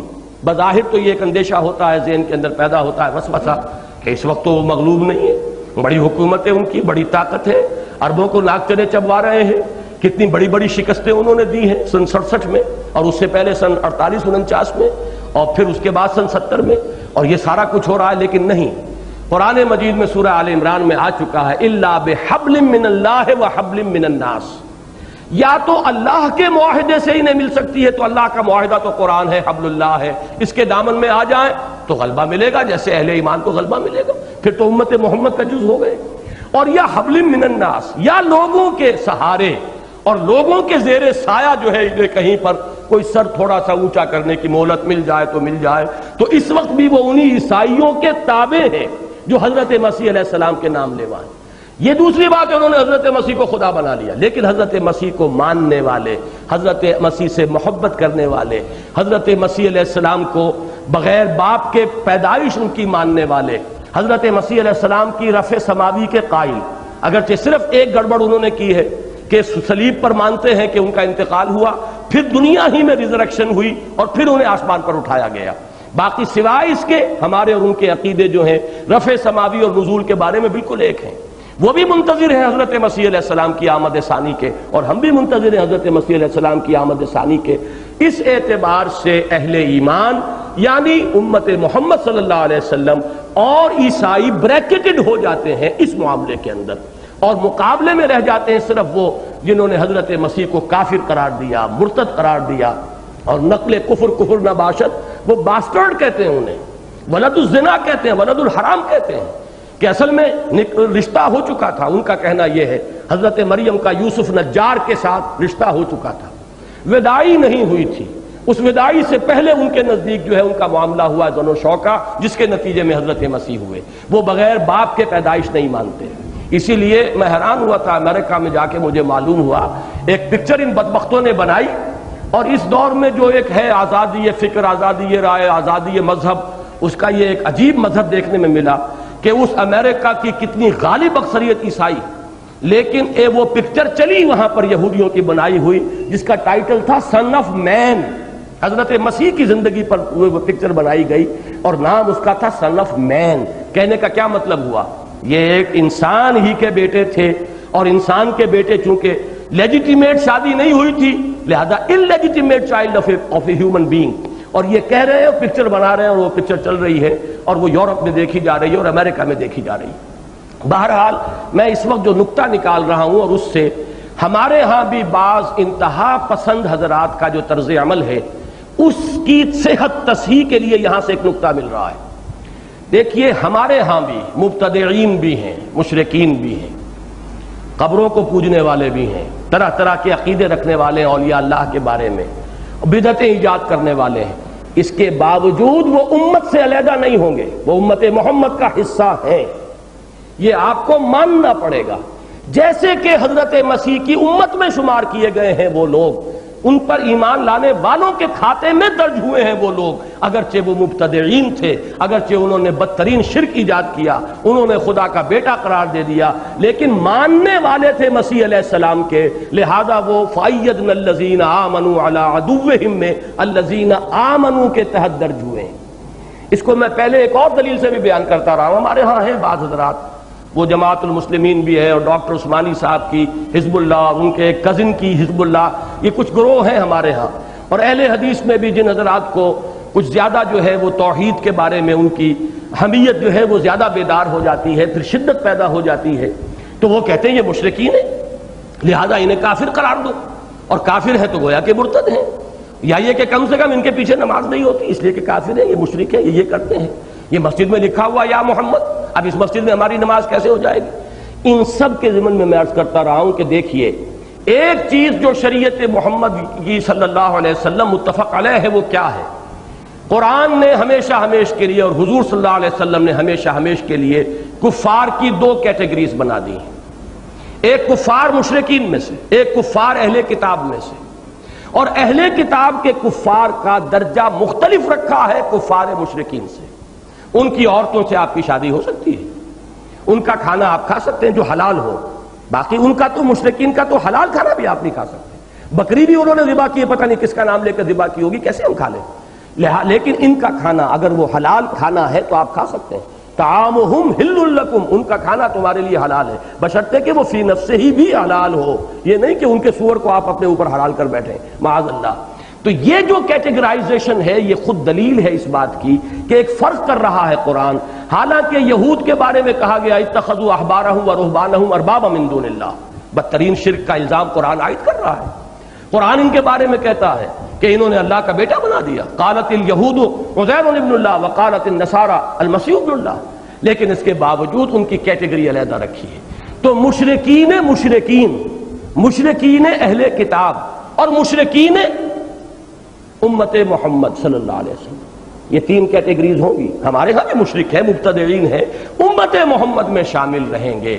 مسلمان ہونے کی حیثیت سے ان کے لیگل حقوق برقرار رہیں گے جب تک کہ کفر بواہ نہ ہو جائے، جب تک کہ کہیں آپ تکفیر نہ کر سکیں ان کی. so long as you accept them as Muslims، ان کے سارے قانونی دستوری حقوق، سماجی حقوق برقرار رہیں گے. اور مسلمان کے پیچھے آپ کو نماز پڑھنی ہے، وہ فاسق ہو یا فاجر ہو، کوئی بھی ہو، بر و فاجر، نماز پڑھنی ہے. یہ ہے اصل میں ایک اہم بات کہ اصل میں ایمان کا دار و مدار ایمان بالرسالت پر ہے. یہ میں حقیقت ایمان کے ضمن میں بھی عرض کیا کرتا ہوں کہ ایمان کی جڑ ہے ایمان باللہ. عملی اعتبار سے اہم ترین ایمان ہے ایمان بالآخرہ، لیکن قانونی اور دستوری اعتبار سے اہم ترین ایمان ہے ایمان بالرسالت. امت بنتی ہے رسالت کی بنیاد پر. لہذا چاہے مبتدعین ہوں، چاہے مشرکانہ اوہام میں مبتلا لوگ ہوں، چاہے عملی اعتبار سے فساق و فجار ہوں، جو محمد کو ماننے والے ہیں، الا یہ کہ کوئی ایسی بات کریں جیسے قادیانیوں نے کی ہے کہ ایک نئی نبوت ہی کا اقرار کر لیا، ان کی تکفیر پر امت متحد ہو گئی. جب تک اس ایکسٹریم کو کوئی معاملہ نہیں جاتا، آپ کو اختلاف ہو، آپ ان کو فہمائش بھی کیجئے، تبلیغ بھی کیجئے، صحیح بات انہیں سمجھانے کی کوشش کیجئے، اس میں مار کھانی پڑے تو مار بھی کھائیے، لیکن کافر قرار نہیں دے رہے تو وہ امت محمد کا جز شمار ہوں گے. اپنے فسق یا فجور کی وجہ سے یا اپنے کچھ عقیدوں کی خرابی کی وجہ سے وہ خارج نہیں ہو جائیں گے. اس لیے اس کی دوسری دلیل ہمیں یہاں سے مل گئی. تاریخی واقعات اور قرآن کے بیان کو جب آپ جوڑیں گے، اس کا منطقی نتیجہ یہ ہے کہ فآمنت طائفۃ من بنی اسرائیل وکفرت طائفہ، بنی اسرائیل میں سے کچھ لوگ ایمان لے آئے اور ایک گروہ نے کفر کیا. بنی اسرائیل میں سے جنہوں نے کفر کیا، فَأَيَّدْنَا الَّذِينَ آمَنُوا عَلَىٰ عَدُوِّهِمْ، تو ہم نے تائید کی، نصرت فرمائی، مدد کی ان کی جو ایمان لائے تھے ان کے دشمنوں کے خلاف. فَأَصْبَحُوا ظَاهِرِينَ، تو ہو گئے وہی غالب. اب وہ غالب رہے. عیسائی اس وقت سے غالب چلے آ رہے ہیں یہودیوں پر، اس کے بعد مسلمان غالب ہوئے ان پر یہودیوں پر، اور اب اگر کچھ یہودیوں کا کچھ تھوڑا سا سانس لینے کا انہیں موقع ملا ہے اسرائیل کی شکل میں، تو وہ بھی عیسائیوں کی سپورٹ اور عیسائیوں کے زیر سایہ ہے. ورنہ وہ لوگ کہ جو حضرت مسیح کا انکار کرنے والے ہیں، ان کے لیے مغلوبیت تا قیام قیامت جو ہے وہ طے شدہ ہے. وہ تو ضربت علیہم الذلۃ والمسکنۃ وباؤوا بغضب من اللہ، یہ قرآن کا اٹل فیصلہ ہے. اور وہ وقت اب زیادہ دور معلوم نہیں ہوتا جبکہ حضرت مسیح علیہ السلام ہی آئیں گے دوبارہ، اور اس وقت امت محمد کا اور یہود کا صلی اللہ علیہ وسلم ان کا آخری مقابلہ ہو رہا ہوگا اور بڑی سخت جنگ ہوگی. اور اس وقت یہودیوں کا جو لیڈر ہوگا دجال اکبر، حضرت مسیح علیہ السلام ہی کے ہاتھوں قتل ہوگا، اور حضرت مسیح علیہ السلام ہی کے ذریعے سے اس پوری امت یہود کو تہس نہس کر دیا جائے گا. یہ ہونے والا ہے، زیادہ دور نہیں ہے. حالات جو ہیں ایسے محسوس ہوتا ہے کہ stage is being set for these events. یہ coming events cast their shadows before. بلکہ اسرائیل کا قیام بھی در حقیقت اسی سلسلے کی ایک کڑی ہے کہ پوری دنیا سے جھاڑو پھیر کر ان یہودیوں کو ایک جگہ پر جمع کر دو، ورنہ یہ تو نہ معلوم کہاں کہاں بکھرے ہوئے تھے. لیکن ان سب کا ایک مرکز سب کو یہاں لا کر، تاکہ یہی ارض مقدس، ارض موعود، ان کا ایک اجتماعی قبرستان بن جائے، اور وہ بن کر رہے گا. اقول قولی ھذا واستغفر اللہ لی ولکم ولسائر المسلمین والمسلمات.